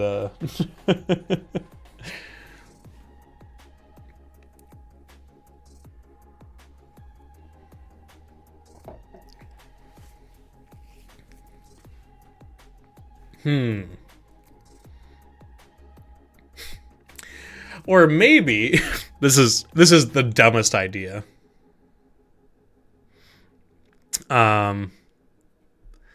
Is maybe there's Medusa somewhere on this level that he has a crush on or something, but it's very hard because there's 3 different heads, that's 6 eyes that could potentially look at Medusa. Gotta find something to make that relationship a little bit better. Just go completely off the rails into a whole romantic side quest with these different NPCs as they they all just really need help with their loved ones. That would be interesting. Yeah, if we have the Quartermaster and Cerberus, that's actually an interesting idea. If there's some sort of weird love triangle going on there. Which could also make it even harder if they find out that they're trying to get to the next level and they've been given help to, you know, pass something off to somebody down in Elysium for the Quartermaster. Yeah, if Cerberus' dog may just want to play, yeah. Yeah, we'll add the list of things they could possibly do. I mean, the options are endless, but it's a good one to throw in as well. Bunch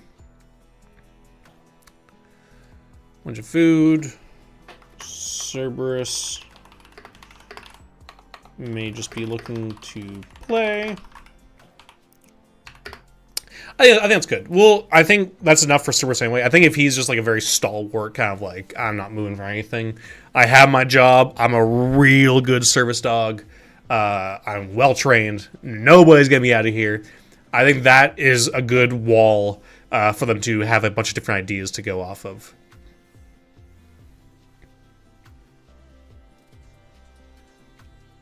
Yes, okay, I see what you're saying. Quartermaster making his job difficult.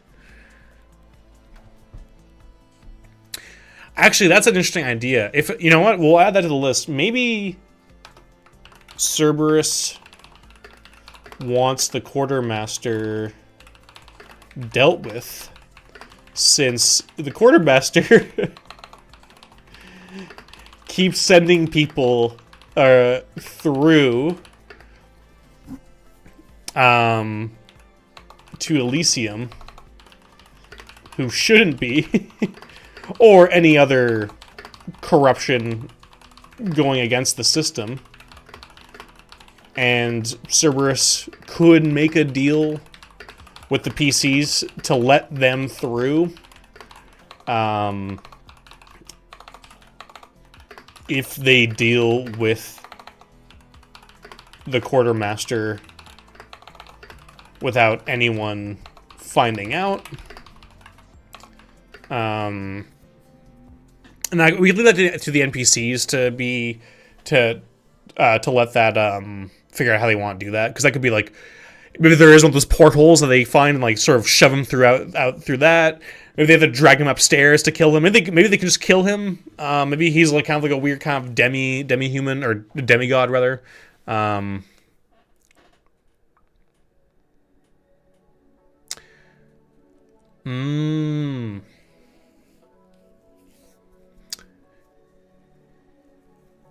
Yes, okay. So actually, I like that. If they do, I'll say this. I'll say Cerberus is the way through to Elysium where you don't have to make that cost. But if they do want to just get to Elysium without having to deal with Cerberus, without having to, you know, fuck with that whole thing, maybe we have the lathe, where it does cost them something to go through it. But that's the price. The price is, instead of dealing with whatever shit Cerberus wants, they can just jump in, and that's like, okay, there's your other way in. So if you want just the easy way in, there's your way. It's going to cost you, but you get what you pay for, and you can just go through without having to worry about this fucking dumb dog. If they don't want to deal with Cerberus and the Quartermaster, they can jump through,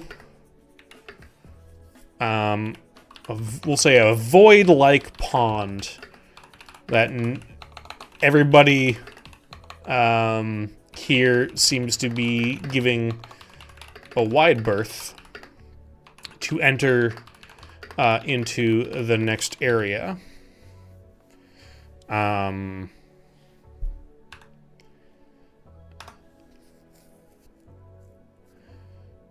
jumping through. Costs, we'll say. Do you want to go with stats? Because that's pretty brutal to do that, which is fine. It's a one shot anyway. I'm wondering stats or items.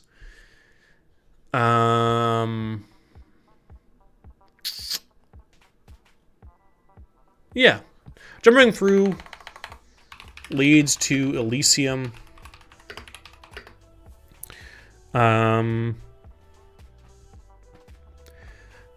But should we say it costs them one of their most valuable attributes, where it's like whatever you think of yourself as like really good. Yeah, one side point is the lazy option. I am wondering, it should be like just a random, like I roll like how many stats do they have in Shadowdark? 6? I think 4, doesn't it? I don't know, I can probably just roll a dice for the amount of stats, and then whatever they do, they lose that. Yes, I think... You know what? I think that's actually a better idea. Jumping through leads to Elysium, but the PCs each have to individually roll on a table, which I'll make later, on a table, which has differing effects, which, you know, there's a corruption table in Shadowdark. There's also corruption tables, obviously, in DCC. I'm going to grab one of those, and I think that's what we're going to do. Which has differing effects from aging to losing a stat point, etc. Easy and lazy way has its costs. All right. And I think, yeah, that's what I meant. I'm going to use the corruption table probably. Actually, but the Wheel of Fortune table is also very good, which I do have that somewhere here. So I'm going to look at both. I'll just write this for my own notes. Look at Hole in the Sky, Fortune table, or DCC and Shadowdark corruption tables.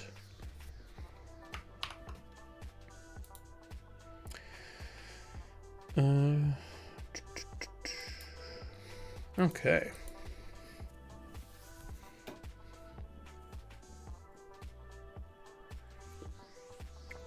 And if anybody has any ideas, if you know of any other corruption tables or any other tables that would work for this, you feel free to chime in.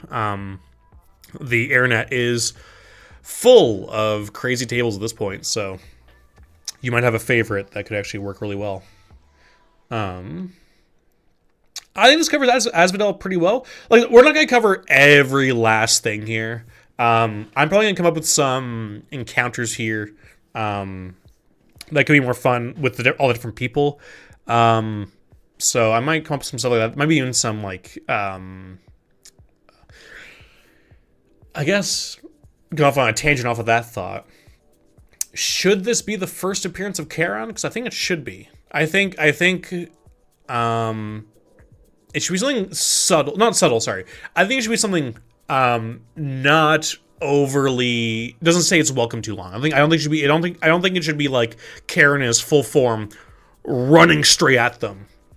I think it should be like either, you know, like almost like a hologram, or like an orb with a voice saying like, "Get the fuck out of here. The living do not belong here. You'll ruin everything," or, you know, something along those lines of, like, basically the warning shot of like, "Hey, get the fuck out, or shit's gonna get bad the more you're here." And I would say not be too don't explain too much. Just sort of be like, you know, I don't think Charon's much of a people person. Could first appear in Elysium and only mention in Asphodel. Yeah, okay, that's a good idea.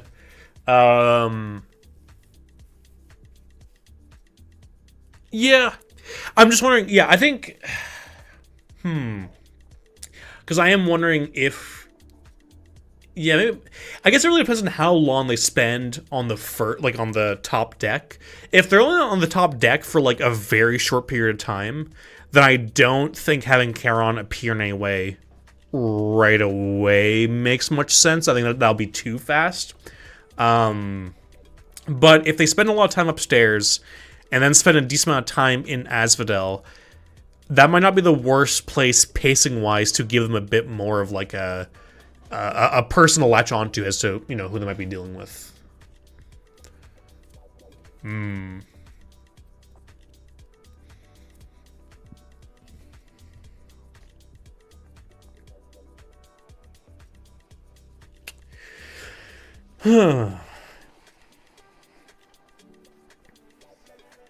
Actually, you know what? You know what? You know what we'll do? I think your idea of not showing up yet is a good idea. I think what we should do for Asphodel, is I think we should see maybe like dark figures walking around with like an open bag, going up to people, and then people have to put in like 2 coins into the bag. Sort of like, that's like a very like obvious thing, but that's not him showing up. That's just sort of giving you like a, oh hey, sort of like the ticket person kind of going around getting the what's it called, the, not the ticket maid, but like the guy on trains and stuff that goes by, you know, to like punch your ticket, going around getting the coins. Hey Evelyn, how are you doing? Nice seeing you here. I hope I've been following your Patreon. I hope you're feeling better. I saw some of the art you were doing. It's very good as always. I hope you're doing well. I think I'll do that. Dark or imposing figures going around getting pay for the transport across to the afterlife. I'm glad to hear it, Evelyn. The Asphodel NPCs drop coins into a box and a shadow of a deformed figure carrying... Yes, there we go. I like that. Yeah, I'd say PCs can see people walking up to a wooden box with 2 slots on it. Actually, that's too obvious. We'll just do with a slot. With a slot on it, and can see them dropping coins into it. As a, we'll say for now, maybe just like a dark sort of hooded figure, or maybe like a dark wispy figure floats above it. Maybe make it keep it a little bit deformed so it's not too obvious that this is Karen. And just sort of more just like some sort of weird dark imposing thing. I think I'm wondering if because I like the PCs might have coin to drop in there, maybe, so maybe they'll be okay if they drop it there. That's one thing. If they do drop money in, should that give them some sort of boon for moving around without being obstructed?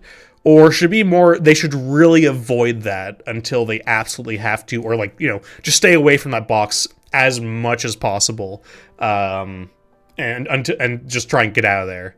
I think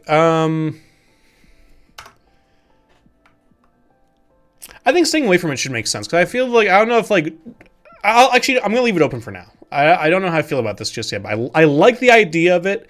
I just don't know what I want to do with the money to cross over to the afterlife just yet. So I'm gonna just leave it as this for now and figure out later what I want to do with that.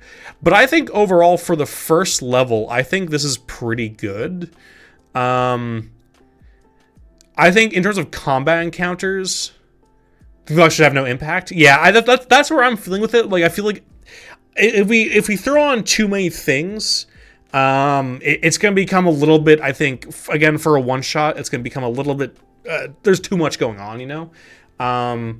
So I might figure out in the moment how much it matters or what I want to do with it, depending on how the players are doing things, which is how I usually do a lot of different games, where it's like a lot of it's just mostly just the improv side, where I'm like, today I'm feeling this, so I'm gonna do that. Yeah, that's true. Yeah, so I think that'll be fine. I think we can think of some stuff. If anybody has any good ideas as we go along of a fun thing or an interesting thing or like a very like ominous thing for anybody who, if the players decide let's drop some coins into it, like we're smart. But aside of that, I think it'll just be a good sort of just nod of like, hey, this is Charon's boat. So that's like it's more meant to just be kind of like that foreshadowing of what's to come. It is, yeah.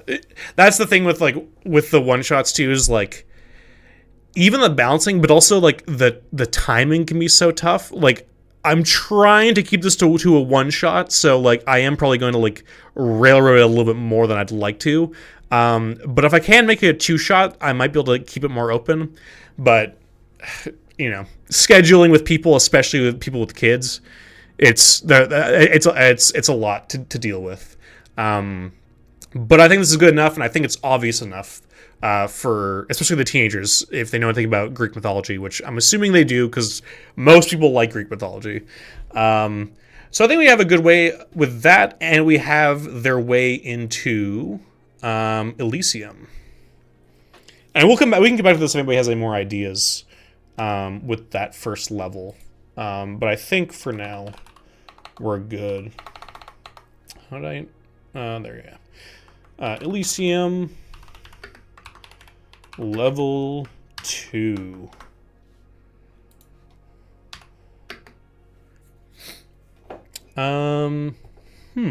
Okay.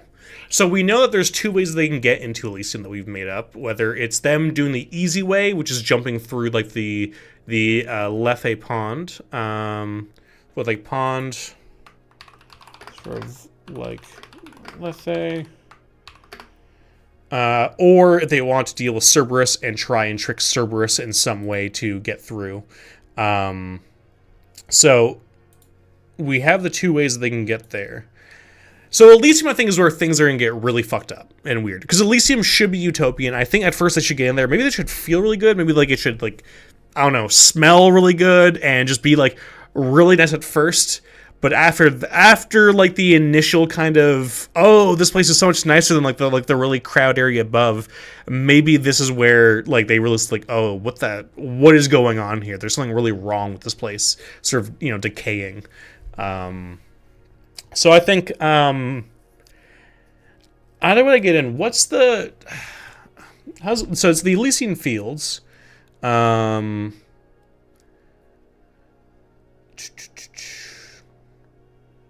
know a lot of times they're usually seen as like like wheat fields, or sort of like very, very like lush green fields.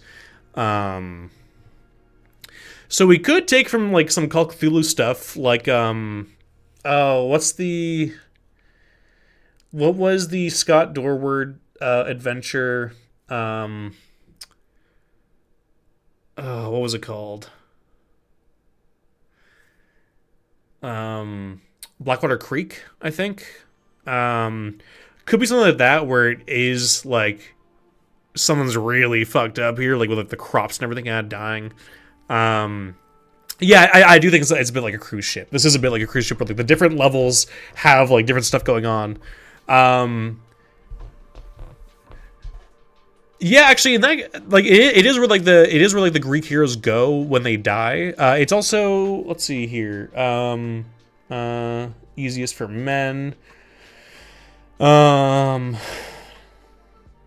Yeah, so this is a paradise that heroes could attain.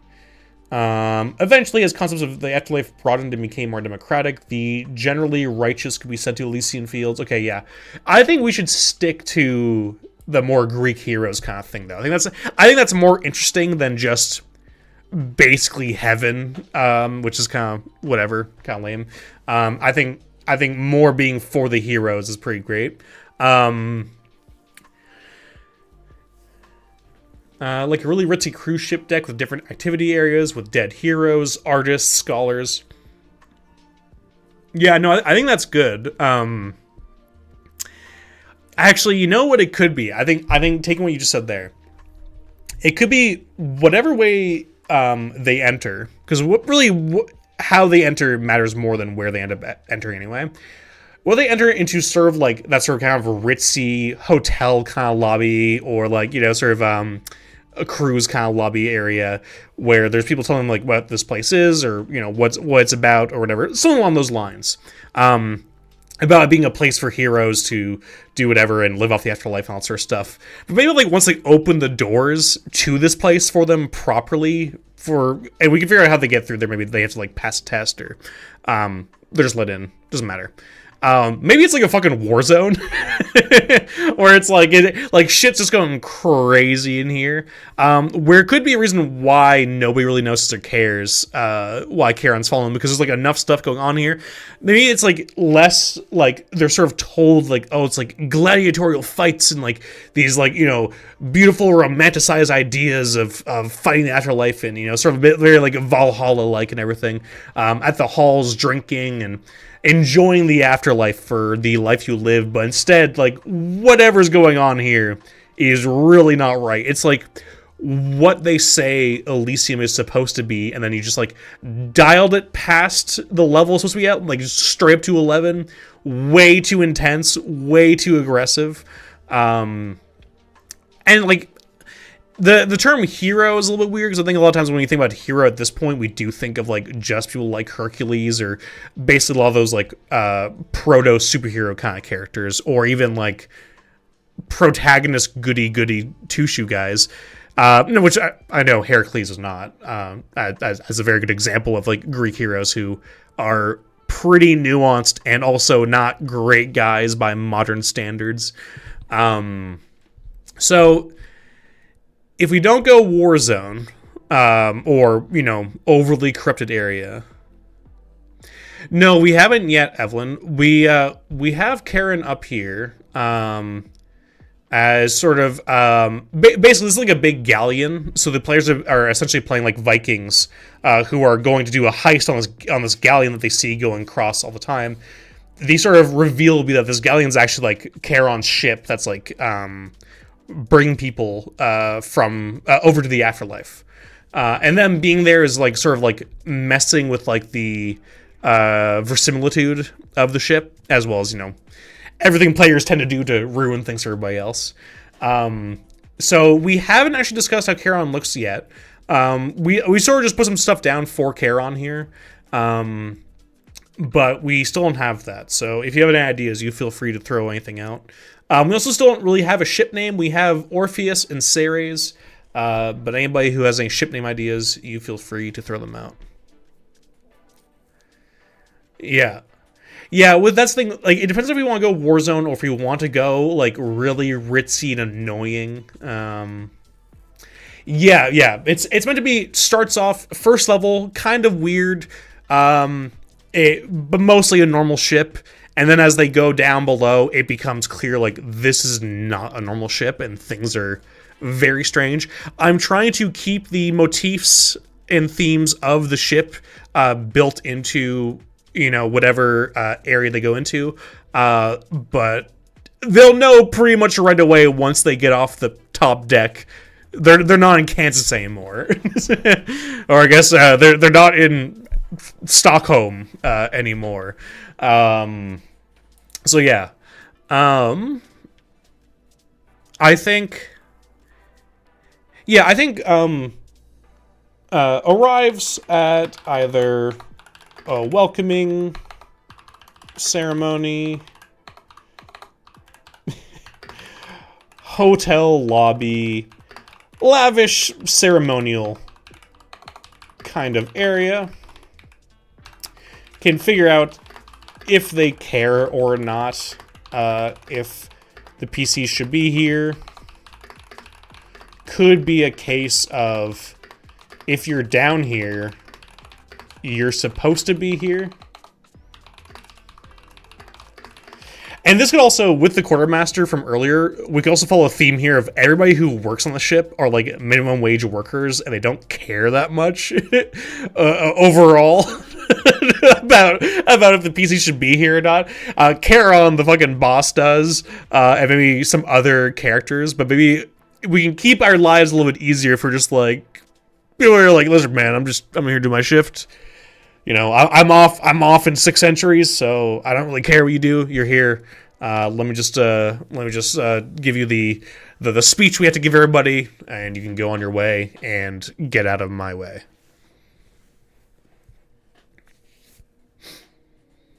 Yeah.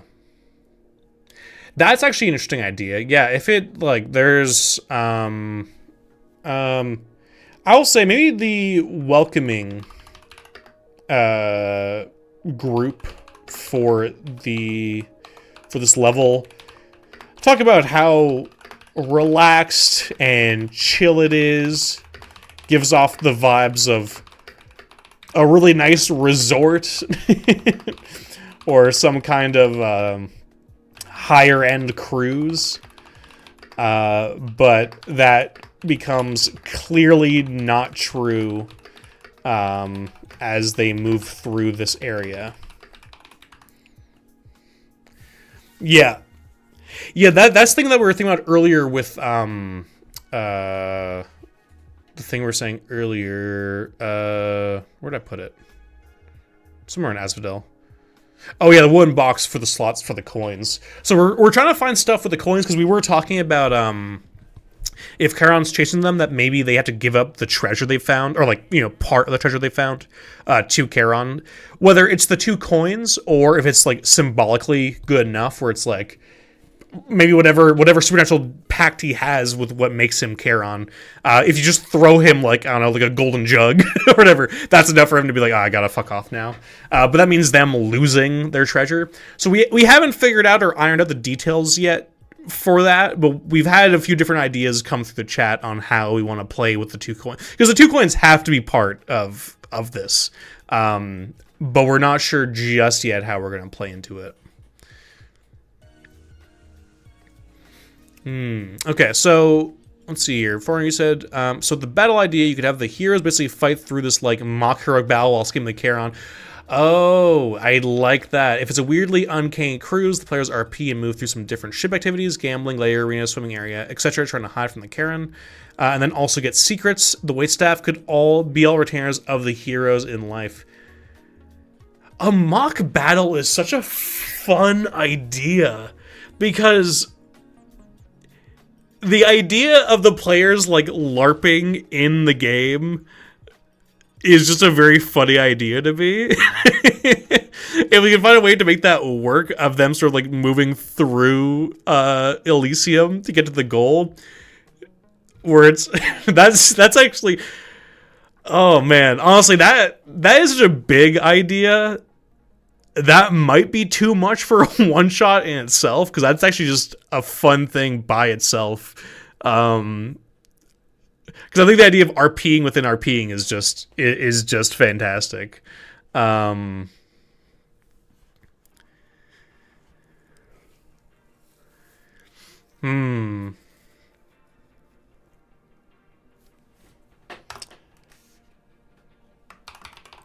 like the mock battle idea, though.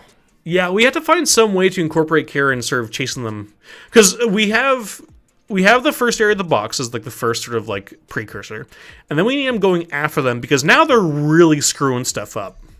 Like maybe the grass underneath their feet is like wilting and dying the longer they stay here or walk to certain areas. Maybe they are really showing like they're disrupting the ecosystem, the very fragile ecosystem of this cruise, I guess we'll call it.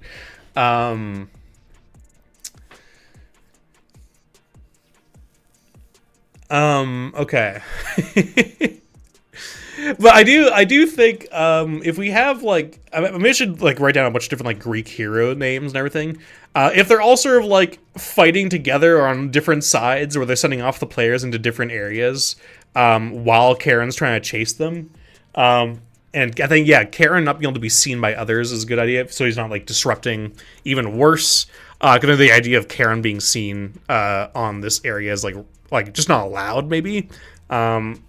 Because, you know, it's Elysium. It's meant to be, like, a chill, cool place for heroes. They probably don't want to see, like, the guy who ferries the dead, because they're a bunch of fucking ritzy assholes.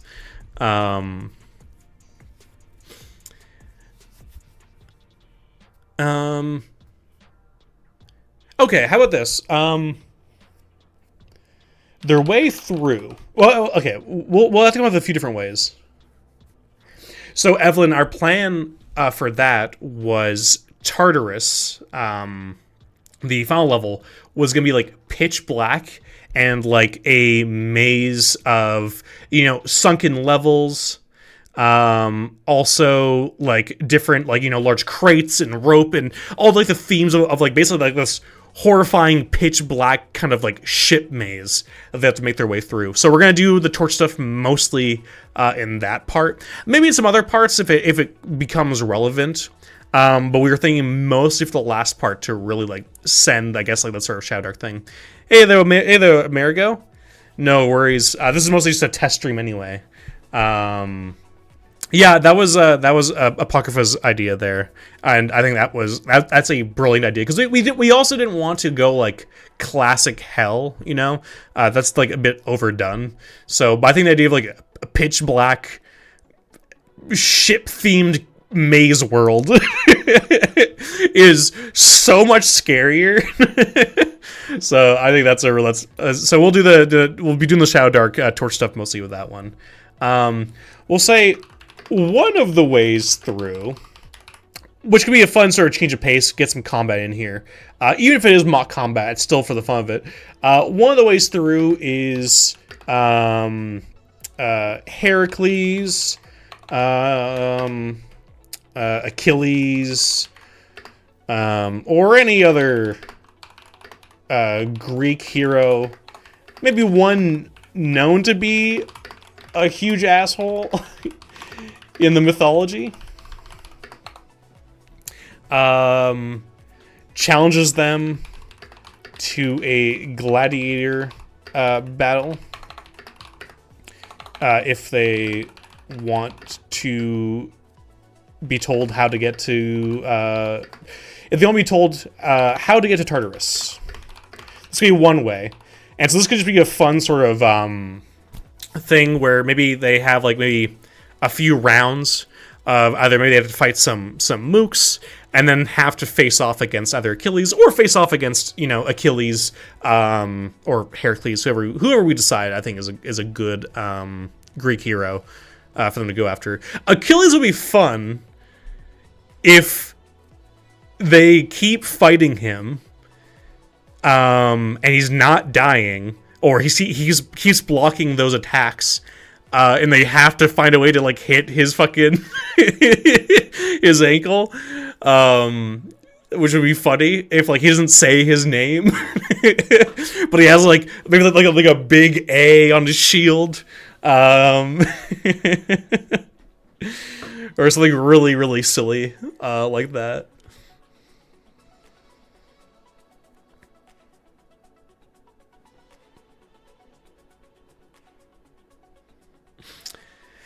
Okay, so Apocrypha said, so my idea for the way through is that getting to Tartarus is really obvious, but requires going down a long hallway and no one else goes down, and so to avoid a long fight with Karen requires some ally. First entry into Tartarus is them alone, so Karen attacks when an NPC shows up.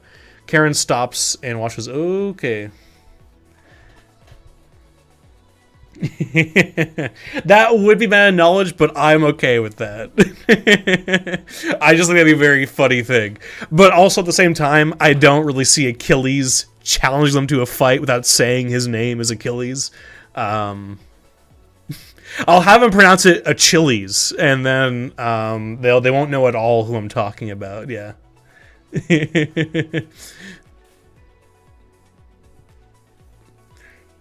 Yeah, so, Apocrypha, you meant first entry into Elysium is them alone, so Karen attacks when an NPC shows up. Yeah. Okay, that's actually a really good idea. We'll just drop this down in case we change later. When they first arrive, they are alone, and Karen reveals, or not reveals, because that comes out too much like he's trying to spook him. I think he's just straight up like, oh, there you are. I'm gonna fucking book it straight at you.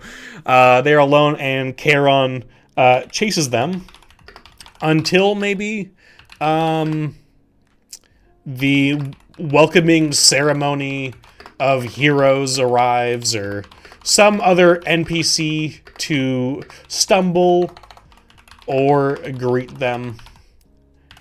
Maybe somebody looking for more people to join their mock fight on their team. These fuckers are gonna play Capture the Flag in Elysium. Oh my god! See, that's what I mean. That's such a good idea. That whole silliness and whole idea of is like its own adventure. You know, like the idea of Achilles as the heel for a WWE fight is so stupid and so funny. Yeah, and like honestly, what I love about this process, Amerigo, is that like I had no thoughts towards Greece or Greek mythology whatsoever. But people in the chat were talking about that, and we just end up down this road, and we are in a completely different world than I was expecting to write at, and I'm loving it. I think it's taken sort of like the basic idea I had and completely changed it to something else, which is why it's so much fun to brainstorm with people for RPGs. You get so many ideas that you never would have thought of. But okay, I think that's pretty good, as that shows them that they need people around, or at least for Elysium they need people around. Otherwise, Karen can get them. Yeah,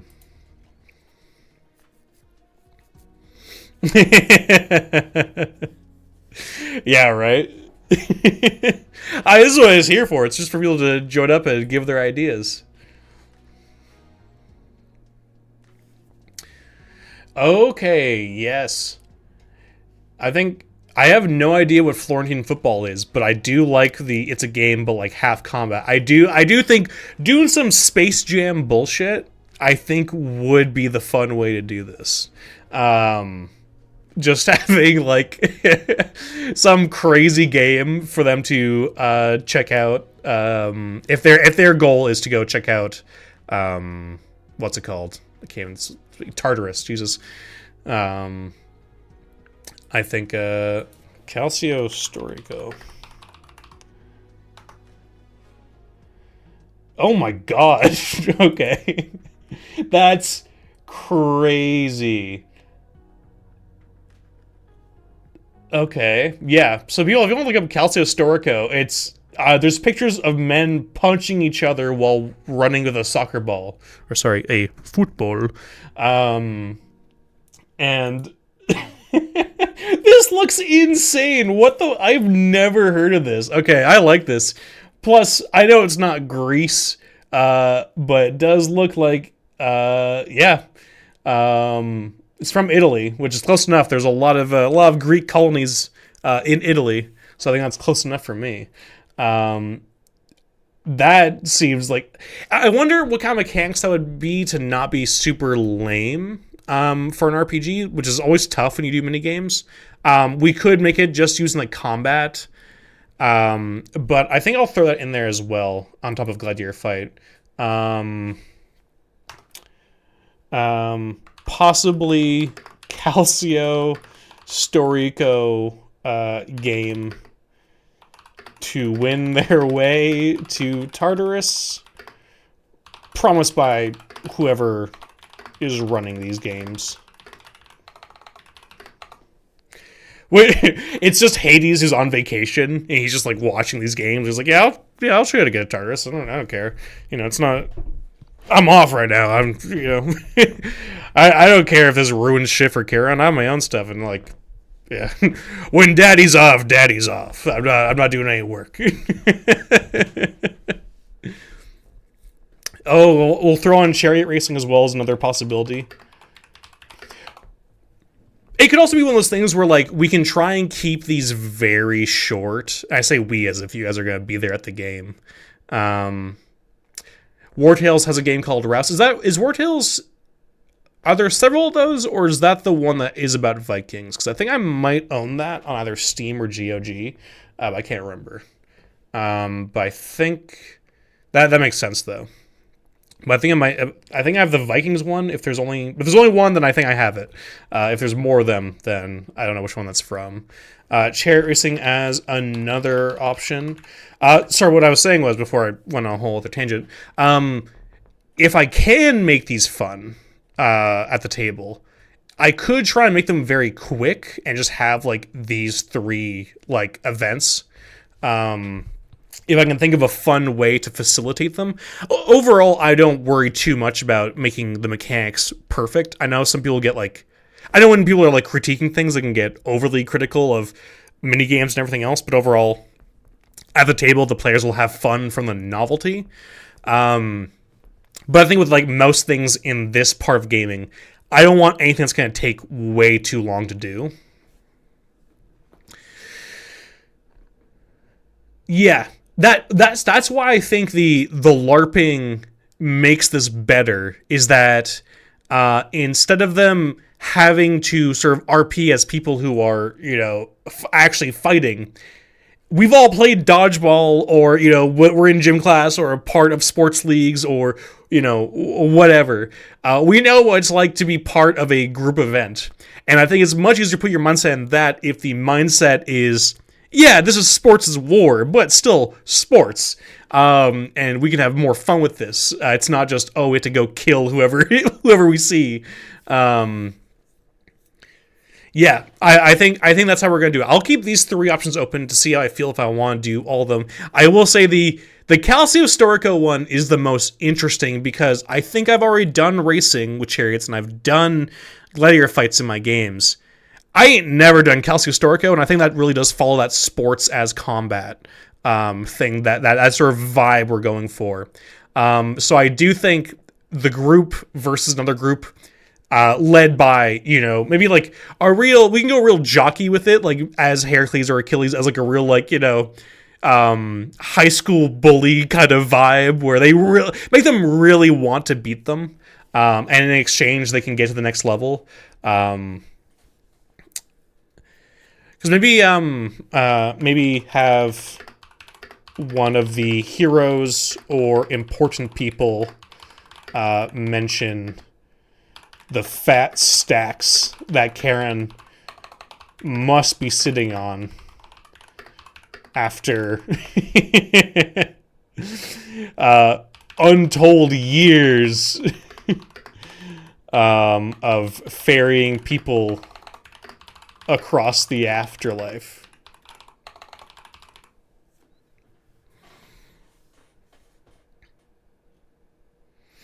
Oh, Evelyn, that's fun too, because here, I'll scroll down. Players have to wear Greek theater masks,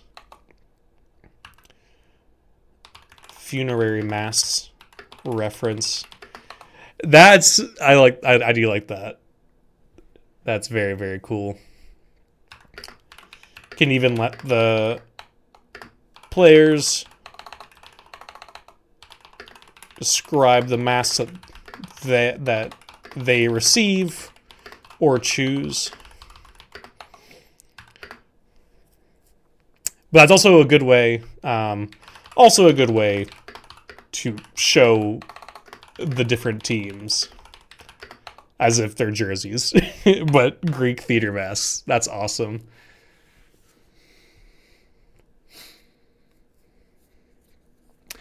Farner, you said, I'd offer like 2 or 3 events they can do as part of the games. The gladiatorial arena, some sort of gambling, and maybe some sort of competitive acting competition.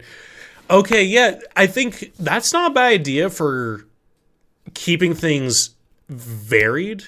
Does Shadowdark has a luck mechanic, right? Am I wrong about that? Chat, am I wrong about that? I think, let's see. Is it a stat or is it just a mechanic? Characters have, okay, no, they have the 6 stats, but there is a luck mechanic, isn't there?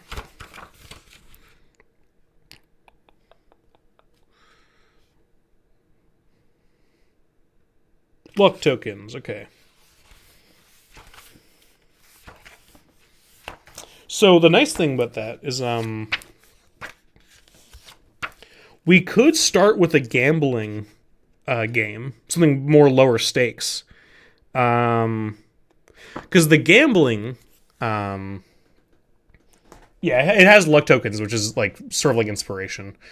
The gambling thing could be fun because that could be a good start to it, and that could be sort of lower stakes and also gives them a bonus. That's the thing that's where I'm also worried about, Evelyn, where it's like it might be 3 might be too much. Oh, you're saying choose them. Okay, that's not a bad idea. Because the gambling one could be fun for giving them like a luck token if they win each of them, or even like a little bonus thing that could help them in the next round or whatever. But I think if you guys want to let them choose, that could be good. I think the only problem with that, and maybe they'll go with this, depends on the rules. I do think a gambling game by itself isn't necessarily that interesting, or I don't know how much, juice you can squeeze out of that. I could be wrong. I'll be happy for anybody to disagree with me on that. So I do think the acting, though, I think like a theater one and like a combat one, where it's like, do you want to go more RP or more combat? That at least there's still the choice, and there's more to do with that. But if you guys have ideas for how to do a gambling game that's interesting or fun or a little bit more involved than what I'm thinking of, I'd be happy to hear that. Yeah, America. Whenever I think of like ancient sports, I do think of that Mayan one that's like in the fucking was it the El Dorado animated movie? What's it called? The Road to El Dorado. I often think of that with the scene with the little critter.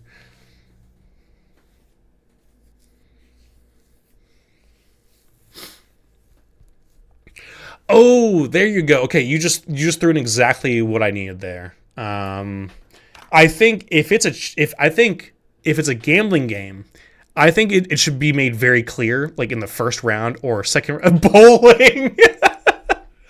I think it should be made very clear that whoever's facilitating the gambling game is cheating or is so stacked against them that they have to roll very high or whatever.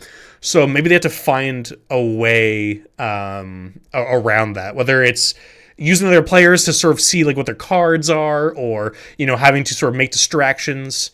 Does Shadowdark have a gambling minigame?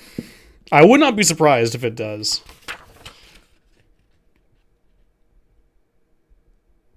Gambling. It might be in one of the other books, but gambling does sound familiar. Well, if anybody finds it, let me know. I'm not seeing it here. Maybe it's in the downtime and carousing. I'll check there.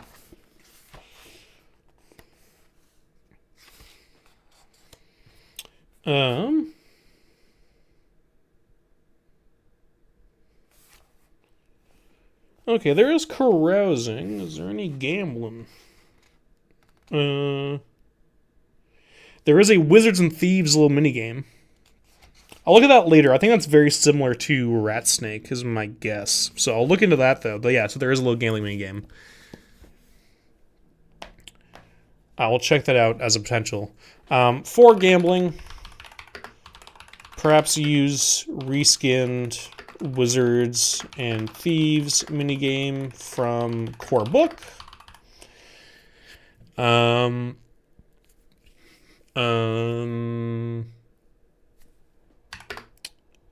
If not, some way they have to overcome unfair odds against whoever is facilitating the game. Third option is some sort of theater acting challenge that they have to do.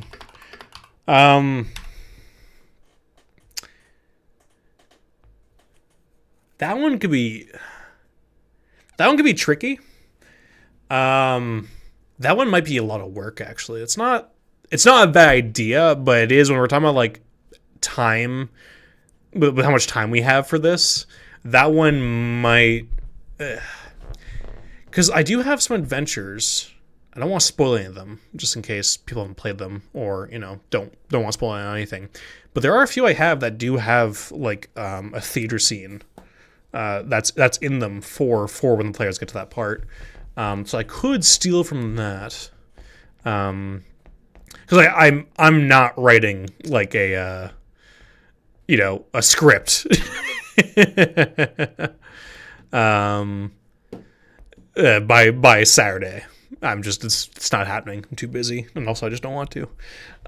Yeah, more riddly.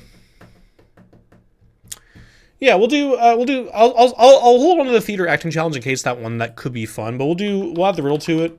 Riddle that they have to do. Players will be presented these choices,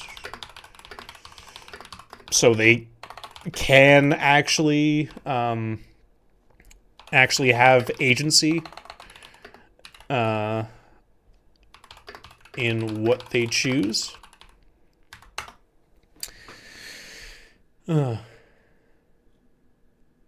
That would be the fun thing to gamble for sure. Yeah. Gambling, blood, memories. Let's say gambling, blood, happy memories. Their warmth as living creatures.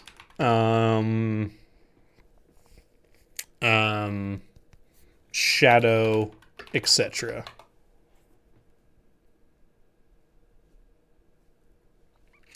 Obstacle race. I actually did an obstacle race. Well, it was more of a street race on the planet, but there was a lot of obstacles in it. But when I ran Stars Without Number a few years ago for some friends, one of our best sessions was like this sort of death race on this planet that they were doing. Very fun. Lots of dead people. They became friends with one of the racers that they were up against, who was like the most obnoxious guy, who ended up being like a chill dude once I got to know him. Outside of just being the horrid murdering mercenary. But people can be chill outside of their work. So for the games, yeah, absolutely. If they figure out that they need somebody near them to get down to Tartarus, then they can also just grab somebody. They don't want to deal with this.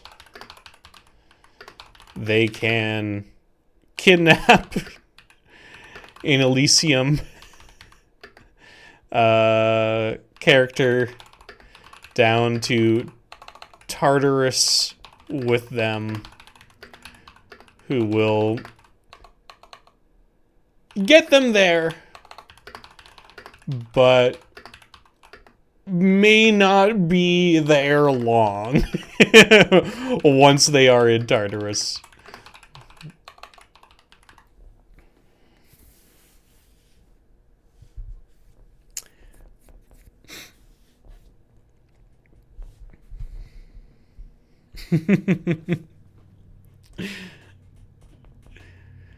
Yeah, no, absolutely. Okay, I think, like I said before, we're not trying to cover every possible nook and cranny that we can do. I think this is pretty good for Elysium. We might throw in some other stuff after, but I think Elysium, we have covered pretty well. And I think magic items, such as maybe a hero's a hero's sword, shield, weapon, or something from Greek mythology that might be very helpful in Tartarus. Like that metal owl. That could be helpful? I'll get to look up different Greek-inspired magic items. Actually, I just completely forgot about it. I have several DCC Greek supplements. So this is going from like Viking straight into Greek. So hopefully they won't be too mad that I've led them astray with this with this game. But yeah, let's get to the third and final level, guys.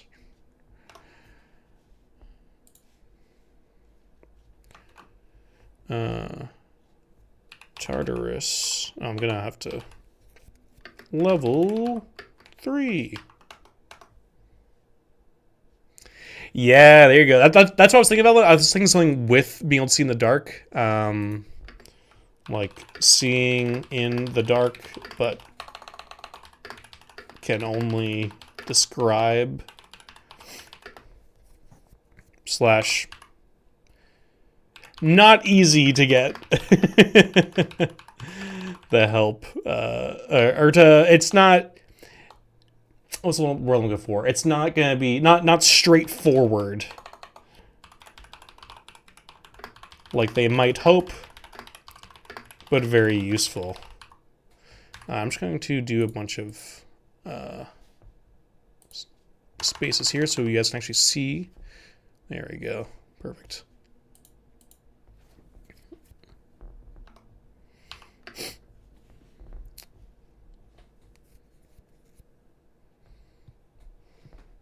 Let them know if Tartarus is near. Or, God damn it! I literally read your thing and made the mistake, even though I knew what you meant.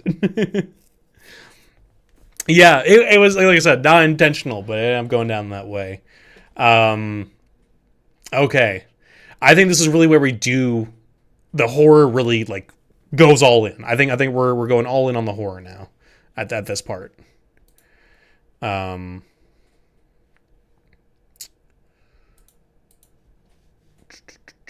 So,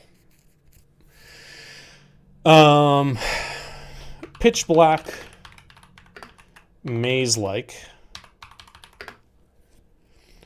By this point, I feel like a lot of clues and hints dropped about the huge bounty of treasure Karen has down here. Because you sort of have skipped over it, but like I'm just assuming that's how it's basically gonna go. Is like as they go through the other areas, like people are just gonna mention like, yeah, Karen must be fucking loaded, or they hear about the tales of what's down in Tartarus. You know, the most difficult places to get to have the juiciest rewards. And my brain's frying. Down here, will motivate them. I want to say. Because they also might run out of here. Like they might see this shit and be like, "Fuck this place." So we'll see how that works out.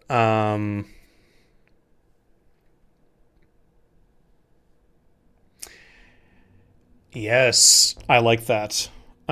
Sinners stumbling around.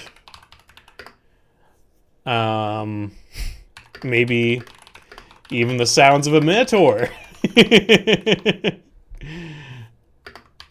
Described as as an evil mooing.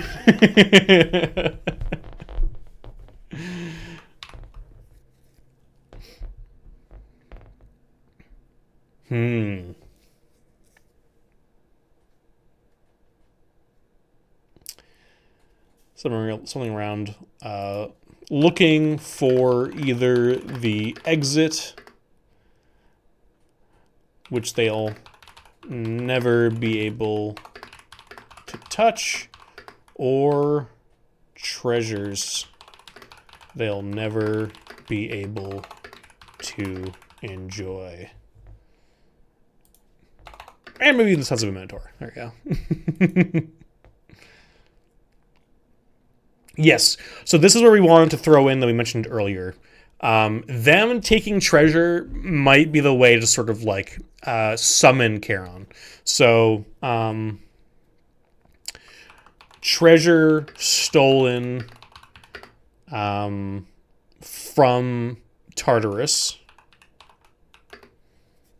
We'll say, do you think that we should make it of a certain amount? Like, I feel like if they just find like a coin or like a few coins, that might be a little bit too much. But I do think like treasure stolen from Tartarus, whether from shrines or just found wherever, has a chance of making Charon appear, or at least lures him in their general area.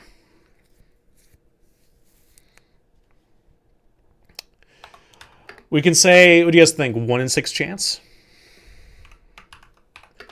1 in 6 chance stealing valuables. Oh, Evelyn, that is such a good idea. Yes, absolutely. Okay, we're gonna do 2 in 6. 2 in 6 chances of stealing valuables leads to. That's such a good idea, though, Evelyn. Absolutely. I was meant to go to Valhalla. The fuck is this place? 2 in 6 chance of stealing valuables leads to Charon coming. Probably phrase that better, but it is what it is. Norse, Viking, Nordic, shades, distraught,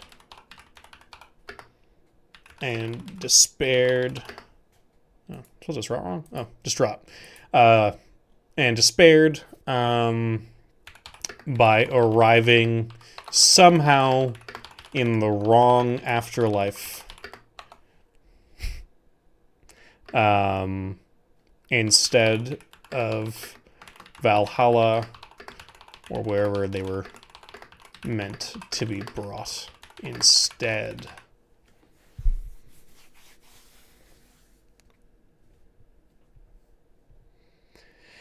Yes, okay, I do like that as well. So what we could do there, here, we're gonna delete this.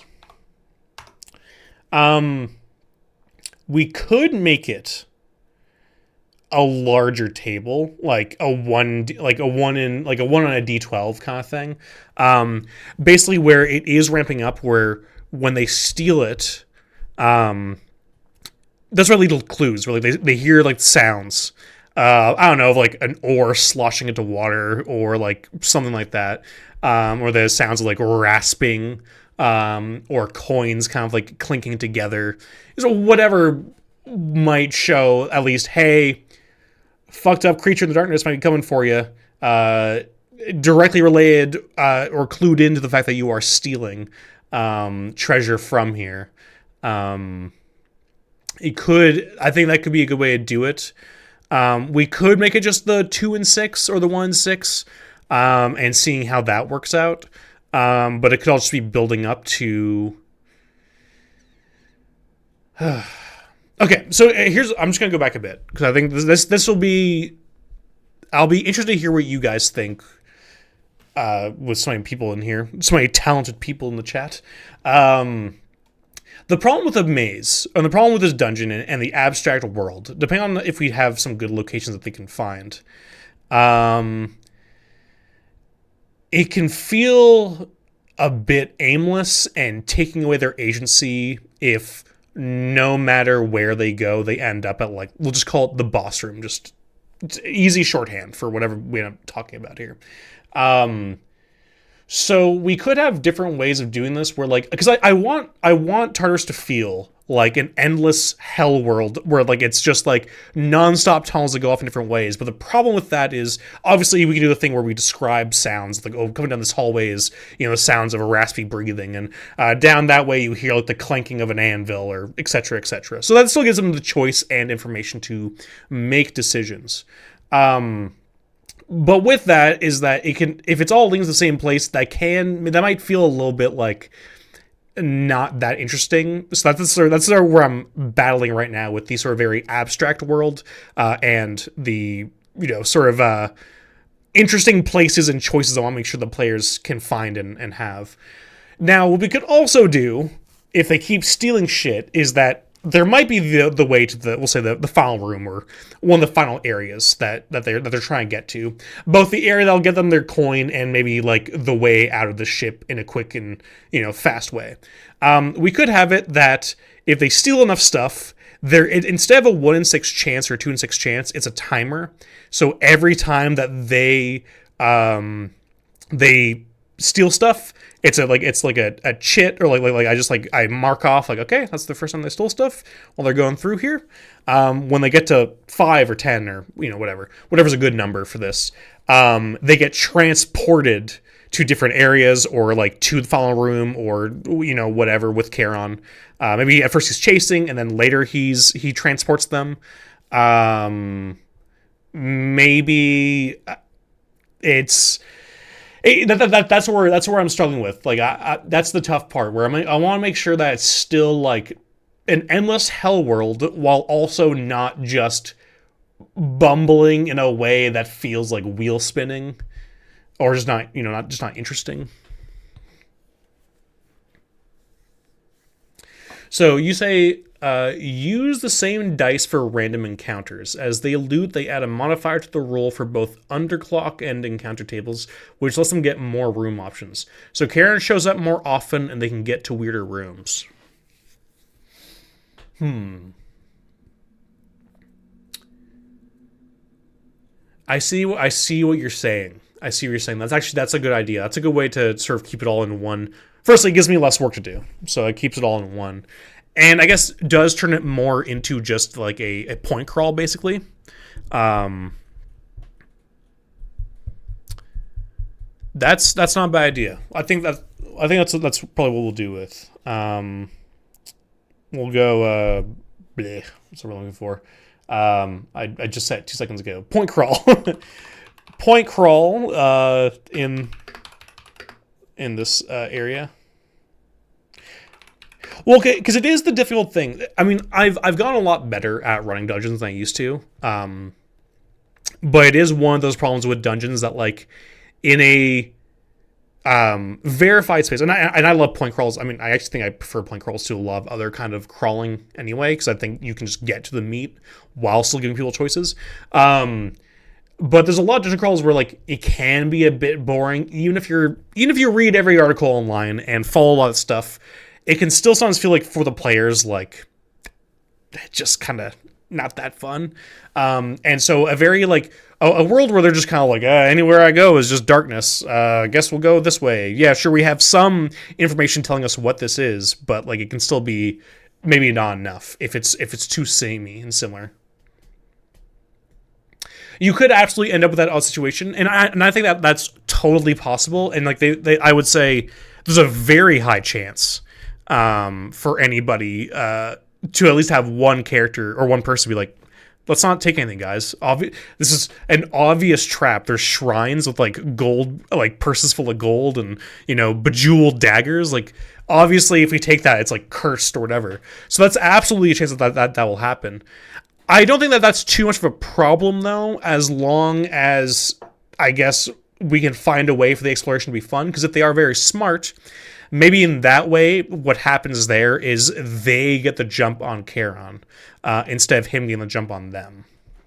If they don't, loot everything that's, like, not nailed down.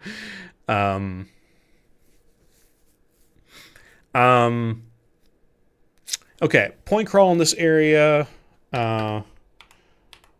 Weird rooms. Shrines. and treasure troves to entice the players, as well as hidden ones. Because we did think of the idea earlier that maybe what's the fork thing, Forerunner? What's the story behind that? Do forks have some sort of significance with Charon or the afterlife or Greek mythology? Because I'm not familiar with that. As well as hidden ones. Because we were talking about earlier. Forks in the road. Yeah. I thought you meant like silverware. I was like, because I could see that absolutely being like a treasure, like a really fucking nice fork. And I was like, I don't know this mythology. What's this about? Everybody knows Karen loves like his fork collection. You don't fuck with that. That's the deep lore they don't tell you in school. As well as hidden ones. I keep losing track of what I was saying.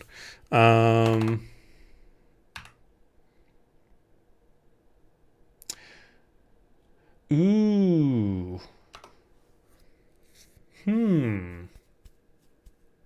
Yeah, I'd say we'll throw that in there. Because I think that goes well. I think that goes really well, Forerunner, with the idea that Evelyn had with the Norse shades being distraught. If maybe there's something weird going on here, maybe because the players are here, maybe they've messed up. We don't need to explain it too much, but maybe there's a chance, or at least let's say one of the points they can find. One of the points is a shrine to Loki. Because Loki gets around a lot, so I think Loki's a good one. We'll go with Loki because he gets around a lot in different places, so it makes sense that he could be here, or not him here, but like a shrine to him, to Loki, which if they pray at, could get a boon, or yeah. Yeah, right. There you go. Yeah, it's making me try to remember things because, like, I had so many like Norse mythology books and Greek mythology books as a kid. Like those art books that like there was one with the Minotaur, the one with like the string and the Minotaur and the maze. The art was like genuinely violent and horrifying. There were some books that in the 90s and 2000s where I'm like, man, we just gave kids anything. It's a book, so it's all good. Meanwhile, in the book, it's just like really, really violent art. One of the points is trying to look you, so they pray I could get a boon, or some kind of guidance. Could do something with Loki's trickery aspect. Whether it's him playing it on the players or on Karen, which seems up his alley. You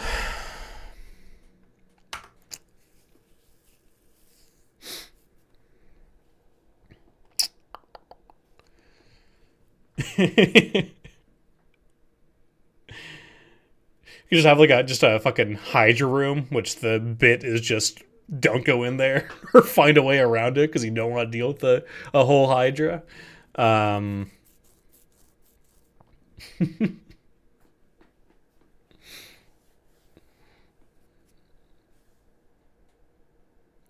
Yeah, there you go, Evelyn.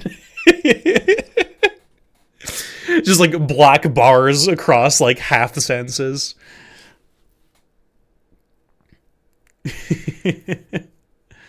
But yeah, definitely I meant to write this earlier, but yeah, definitely forks in the road. In the roads, because we don't want just a real samey railroady feeling. Goes without saying, but good to write out.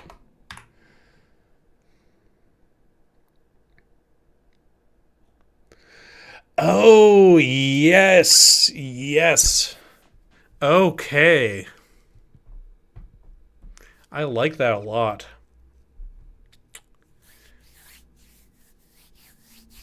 Oh, man.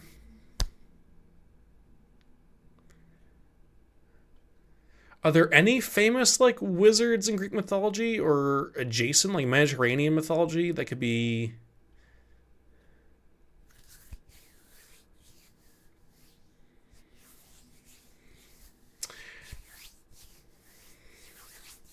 Hecate. Yeah, definitely don't drink or eat the food. Hecate.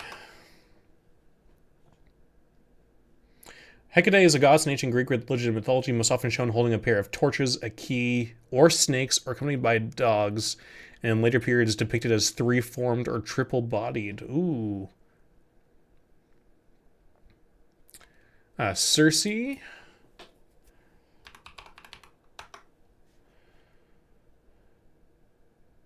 Ooh, Circe would be fun. Enchantress and minor goddess. Most accounts, Circe is described as the daughter of the sun god Helios and the ocean nymph Perse. Circe was renowned for her vast knowledge of potions and herbs. Through the use of these and a magic wand or staff, she would transform her enemies, or those who offended her, into animals. Okay. I like that. That'll be another point. Circe locked in a room. We'll be more creative than just a jail cell. I'll just have to look into more stuff on Circe that could be fun to take from. We'll be more creative than just a jail cell. It says here, magic wand or staff. Wait, what? I thought I just said. Oh, was that the last person? Yeah, maybe her staff is taken. Or a key. Medea. Let's see Medea.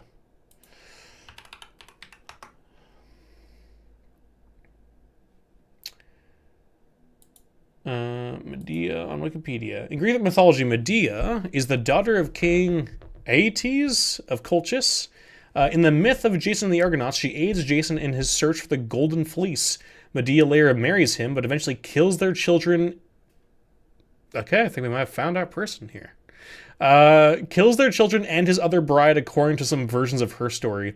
Medea is known in most stories as a sorceress and accomplished pharmacae, or medicinal magic, and is often depicted as a high priestess of the goddess Hecate. She first appears in Hesiod's Theogony. Okay. So, it's not history, it's herstory. Yeah, I prefer Medea to Circe. Let's say Medea, locked in a room, will be more clear than just a jail cell. If the players are really hurt, she can heal them. And she is down here for killing her children. Oh, wait, sorry. Yeah, kills her children. For killing her children, but wants out. There is maybe a key or some sort of object. We can be really fucked up with this, and maybe it's like, I don't know, like a golden rattler, or like something that belonged to the kids. There's a key to some sort of object. Potentially way too edgy and dark with it. She also cut her brother into pieces. Loki wants the party to lure Karen to a shrine. Killing Karen is just up to the party. The wizard could require you to get the forgiveness of another sinner in Tartarus. It's not history, it's herstory, because it's a trickster. Oh no, you're spoiling Greek mythology. I was just gonna get to it. There's some sort of object that she wants to let her out.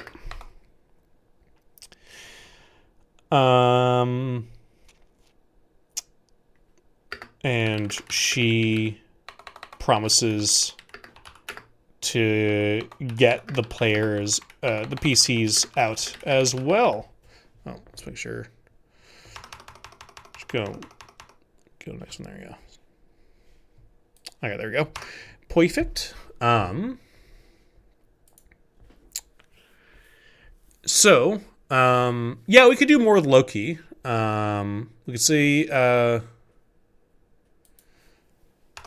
Loki, for the trick, might want them to lure Karen to his area for whatever reason. Maybe they have to take a bunch of treasure from other shrines and put it here to summon him, or something along those lines. We can figure out, Loki's always a weird one because we can figure out what Loki wants with that later. As in me later. I expect all of you guys to be up at night writing for me. Like, this is a writer's room. So I demand. Okay. So I'm just getting messages on Discord. Okay. Where were we? So yeah, Medea. We have Loki. Oh, that's not a bad idea. Yeah. Potentially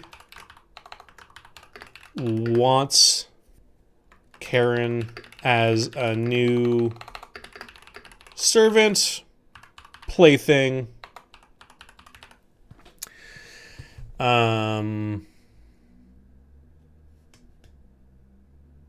Which, if he succeeds, could lead to a much more destructive way out of here, since this totally messes with the ferryman's ability to do his job. So that could be sort of a bit more pulpy, action-y, trying to get out of here if they do this. But we can figure that out later.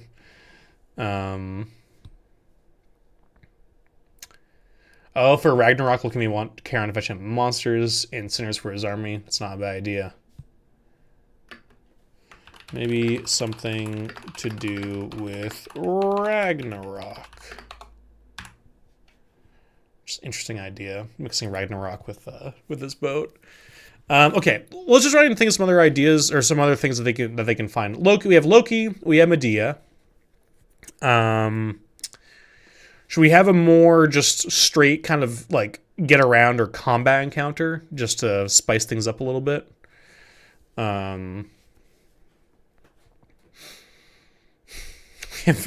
Saturn eating his child, which I know Saturn's Roman, but just fighting Saturn just munching on his child. There's nothing else to do there. It's just either they could watch him eat or they could just move on. It's a very awkward encounter. Yes, that's also a good idea.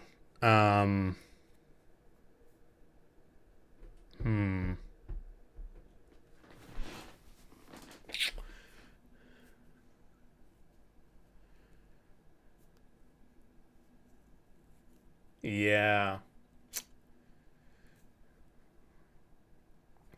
Yeah, we could have stuff like because was it Achilles? No, it wasn't Achilles. I think it starts with a P. Who is the hero who defeats Medusa? My brain keeps saying Persephone. It's not Persephone. It's I know it starts with the. It's the guy from Clash of the Titans.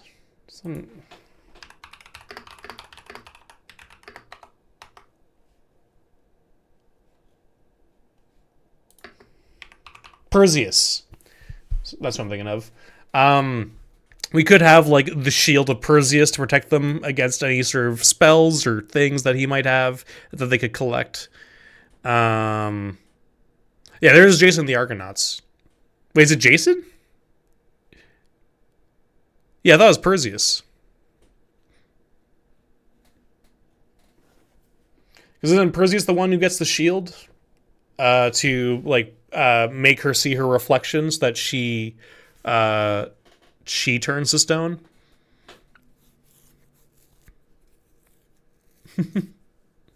Yeah, Jason's the Medea guy that we read here with Medea. Jason's the one with the dead kids.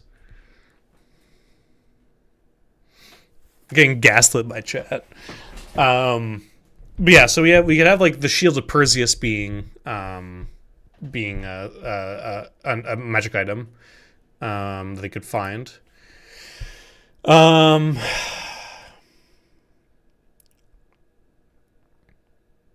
Yeah, I gotta say there's something horrible about having to work backwards from Percy Jackson to get that's Perseus, which I still think is better because I'm going off of the 2010 Clash of Titans movie for Perseus fighting Medusa, which is not a good movie.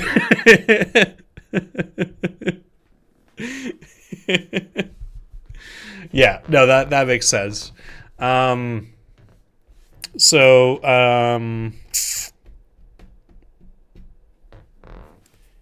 and you know, we are playing with teenagers here. There's two teenagers at the group that I'm going to be running this for, right? So we could actually have it be that the Shield of Perseus could be held in an area with the Medusa, or with Medusa, or some sort of Gorgon, and you know, it's supposed to be like a mirror shield, so that could be just like a pretty easy puzzle for them to solve. Yeah, it's really funny that the references for some reason feel like, oh no, that this is how I have my knowledge of this thing. It's like learning all your Egyptian mythology from Yu-Gi-Oh. I'm just gonna throw in here as sort of just a room. I'll have the Hydra room. I'll flesh this out later, but I'm just gonna have that as just an idea. As a potential overwhelming combat encounter. We'll think of interesting environmental aspects later that could make it more of a puzzle.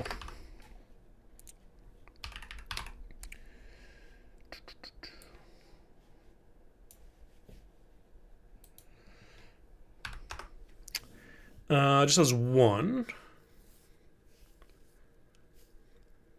Yeah, I think absolutely. I think if they want to kill Karen, which I don't know if we want to do that, but yeah, I think they'll find the objects in Elysium and Tartarus. Like I said, for whatever game they play, we'll might have found one or two magic items in Elysium, plus whatever they find here to beat Karen.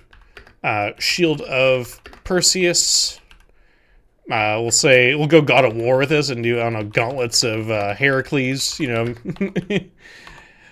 Just maybe ones that, like, you know, maybe in this role that he used to strangle that lion. Maybe like a trident of Poseidon. Not the real deal, but still powerful.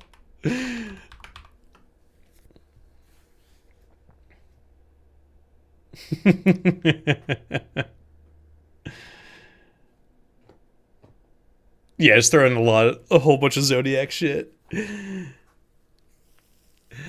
Fucking, wait, Knights of the Zodiac. Why does that sound? Oh man. Okay, yeah. That cover is so funny. That's a very funny cover. What's the rating on Knights of the Zodiac? Ooh, 21% on Rotten Tomatoes. Yikers. Because I thought it was an anime thing. Okay, it is. That's okay. That's the thing. I was like, I thought Knights of the Zodiac was an anime thing, but it is. I was looking at the live action 2023 movie that apparently stars Sean Bean, and Famke Johnson or Janssen.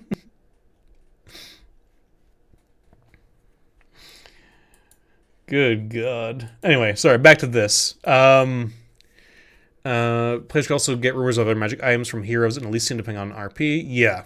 Head of Medusa. Yeah. We'll add that in there. Head of Medusa. That damn metal owl.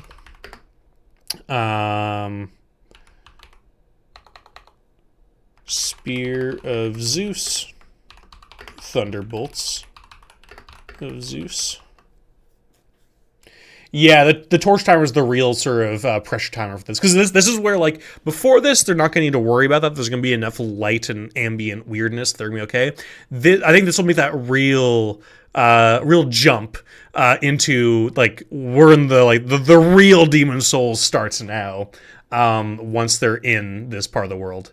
For combat, at least I think there's enough. I think with both the Norse shades that are out of their mind, and also the other shades that are out of their mind, I think that'll be enough for combat encounters at least.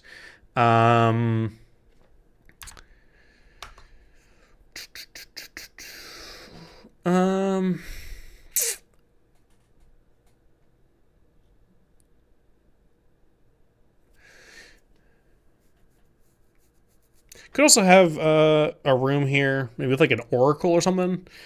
Something that could be another. Actually, no, I wouldn't make too much. I think that would be another fortune rolling thing, which I think that's too much rolling fortunes shit. Well, that was. Oh, actually, you just remind me something, Forerunner. I had plans for some of the traps. Traps could include mooring lines or other ropes that are thrown across the crates and bulkhead panels of this maze to come to life.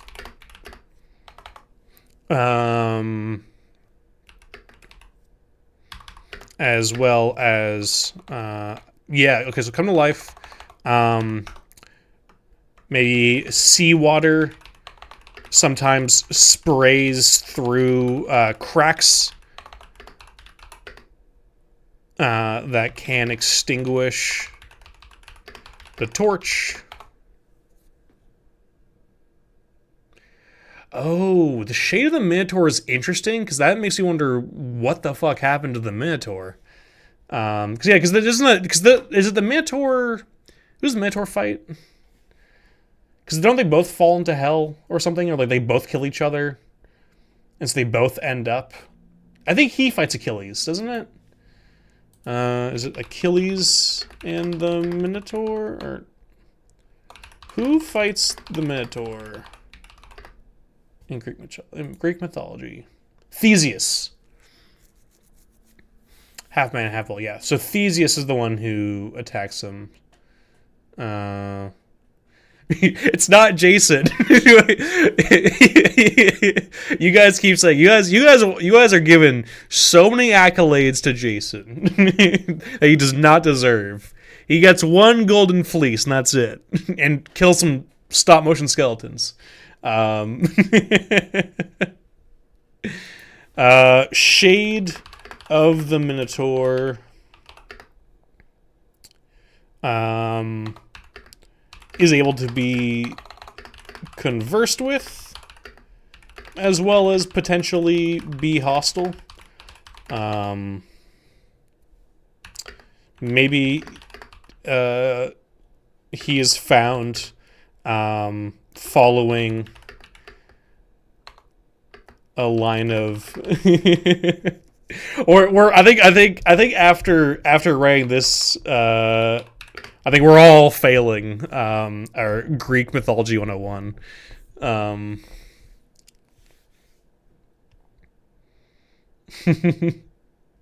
One day it will be Jason. Yeah. Shade of the Minotaur is able to be conversed with as well as potentially be hostile. Maybe he's found following a line of yarn that endlessly goes off into the darkness. And I know the Minotaur's not the one who follows the yarn, but it's close enough. Don't worry about it.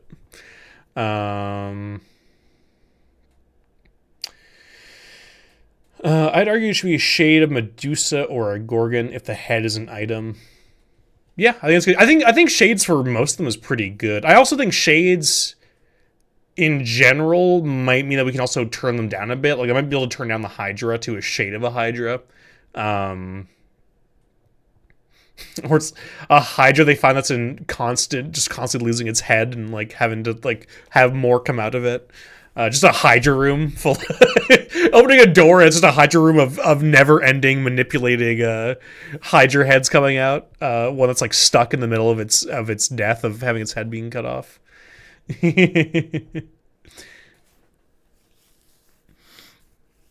But yeah, no, I think the shades thing helps it. I think makes it sadder and creepier. And I think also helps kind of be like, yeah, this is why it's not as hard as like if it was like, you know, the full one, the full flesh and blood one. So I think it's good. I think shade for the Minotaur, shade for the Medusa is also a good idea.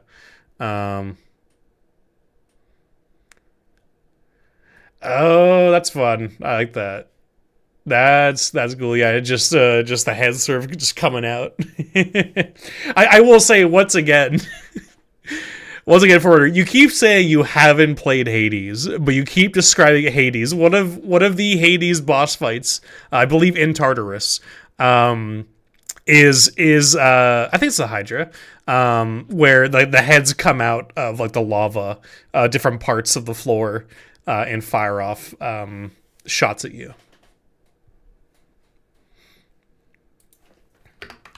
Potentially heads of the Hydra coming out of the floor. So just some torch. I'm gonna have to clean up these notes later because we were all over the place with the Tartarus one, but that's because I think the Tartarus one's kind of a tough one to crack.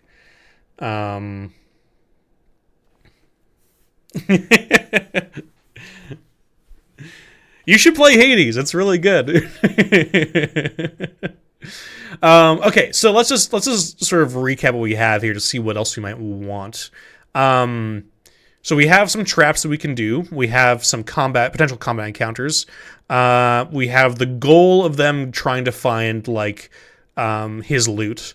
We have some point crawls where we have a shrine to Loki. We have Medea locked somewhere. We have a Hydra room, which could be sort of half combat, half puzzle. We have the Shade of the Minotaur, and we'll also do Shade of the Medusa, or some sort of Gorgon-themed room, which I'll have to figure out what to do with that. Because that could be fully RP too. Maybe Medusa is just, really misunderstood. Which I guess Medusa is kind of misunderstood, but she's also, like, in a lot of Greek mythology, like, actually just an evil monster. But we might go a bit more misunderstood monster here. Okay. I'm so glad you're here, Evelyn. There's having a real RPG creator here. To add all the really silly ideas that I love, because that's perfect. And we'll do the Viking burning pyre funeral of a boat. So we have boats on boats.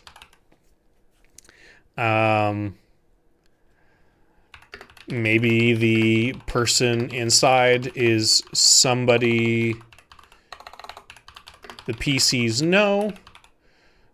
Could have a powerful magic item. So like, I imagine like on their chest, like they're like this. So could have a powerful magic item in their hands, on their chest. And they have to figure out how to get it through the fire, which could lead to some fun creative ideas, which is either them trying to like hook it and pull it out, could lead them just somebody like fuck it, I'm going for it, and just like running through the fire and trying to grab it out.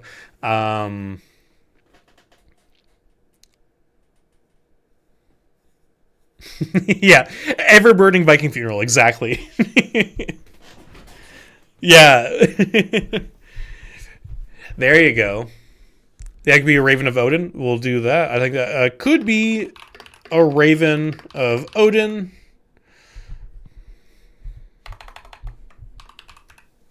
Instead of that damn metal owl. I just realized the playlist stopped playing. It stopped playing a while ago, I think. My bad. Not that matters too much. It could be Raven of Odin instead of the damn metal owl, or an item related to fallen Valkyrie.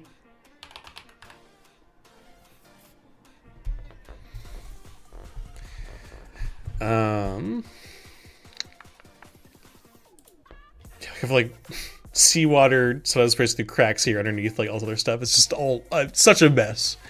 Okay, so this is a one shot, so I think this is pretty good.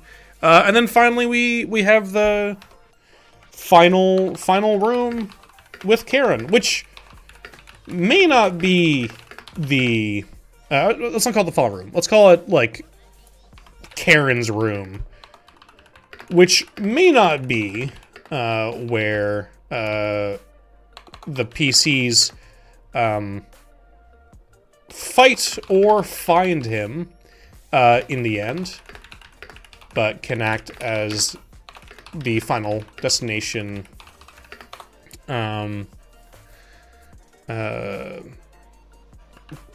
treasure area, means of escape to elsewhere.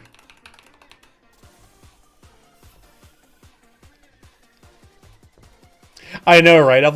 It's more like the ideas of like if I want to make a little table for this, where like I don't know what I want to give them, so I might just like roll on it to see what they need, or see what they want to do. No, we have way more than what we need for a one shot. So a lot of this won't get used probably, as in like they probably won't see it. But it's good to have it at least, so that if there are unforeseen consequences. Yeah, it's gonna be like 3 to 5 hours.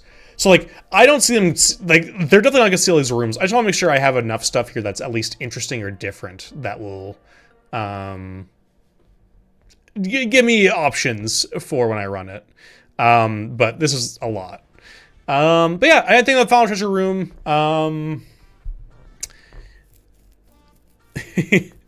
I do like the idea of Karen just having a big ass fucking oar to beat you with, as his weapon. I just think that's a funny visual. Big ass oar to paddle the PCs with. Giant mound of coins. And other objects. Now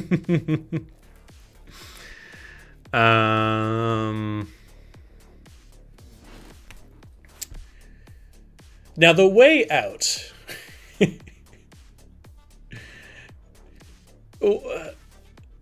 I feel like portals could be fun. That's also kind of lame unless it's like through like a fountain, maybe. Yeah.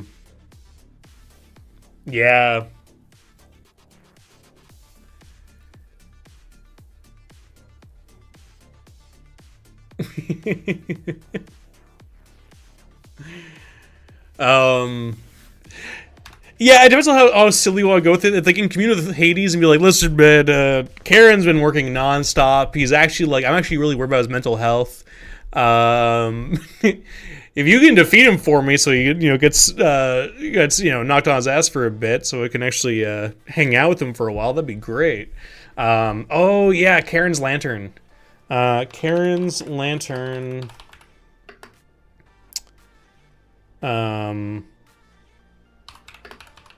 On his belt, or maybe on a pedestal, or somewhere dramatic that will make it fun to try and yoink. Yeah, so yeah, it was either through Loki, through Circe. That's true. We have Circe and Loki, or not Circe, Medea. I think Lantern gives the third way. So I think we have Karen's Lantern, we have Medea, and we have Loki as a ways out and everything. Yeah. I'd say, what do we say for Medea? What did she say she wants? Right. Medea wants something from this room they can bring back, which is maybe less risky than straight up grabbing Karen's lantern off his person. But the players may not want to, or won't trust a child killer. So there's that. That can make things a little bit more difficult for them. Yeah. So they can either trick Karen to try and bring him back to Loki's lair. They can just try and sneak into this lair without being found by Charon and grabbing whatever object Medea wants. That could be whatever. Meta knowledge again. I mean, we could have that like the light that comes off of Karen's lantern, shows like your home, or like maybe shows distant landscapes or whatever. Oh yeah, well, shots for the fleece. Yeah, you're right. Why am I make this so difficult? Medea wants the golden fleece from this room, and they can bring that back, which may be less risky than straight up grabbing Karen's lantern off his person. But yeah, again, I'm gonna probably play her definitely not okay in the head. So that'll just be fun for them to grapple with that way. Loki's obviously Loki, which will definitely come into meta knowledge because they don't know if they can trust him too. And try and also trick Karen, which could be very dangerous. Or they can just go and try and kill Karen and get out of here. Oh, actually, how about this? How about there's a fourth way out? Fourth way is that they can just try and steal as much gold and treasure as they want here without trouble and jump through the only portal in here,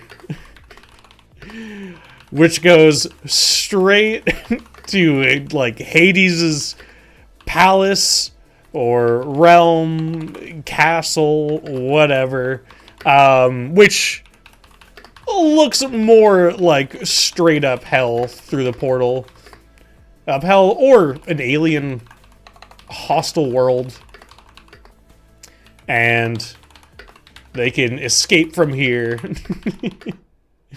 into another day's adventure. This will be the I'm running out of time. We've been playing for 6 hours now. What's a way that I can wrap up this game?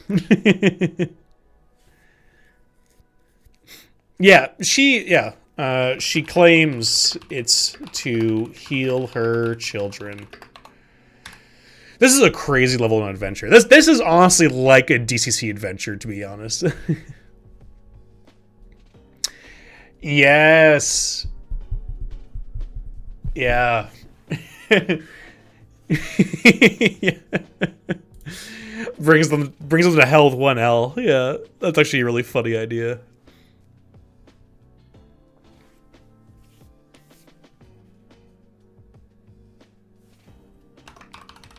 Loki may trick them and bring them to hell instead. And out of here. Business in hell is gonna be good with with Greek hell, with that franchise taken down. Norse hell is gonna the stocks going straight up, baby.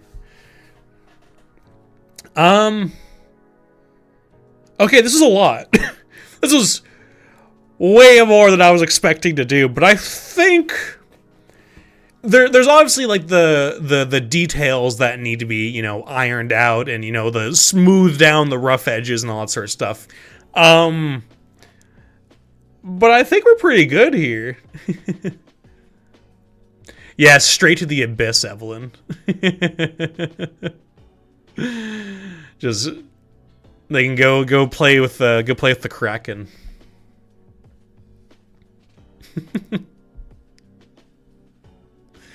Yeah, a lot of it will just be coming down to sort of, I guess, feeling out what the players are liking and going a certain way. Because there's a very good chance with two teenagers that they really want to murder more than they want to do talking. And I think with what we have here, I think we have I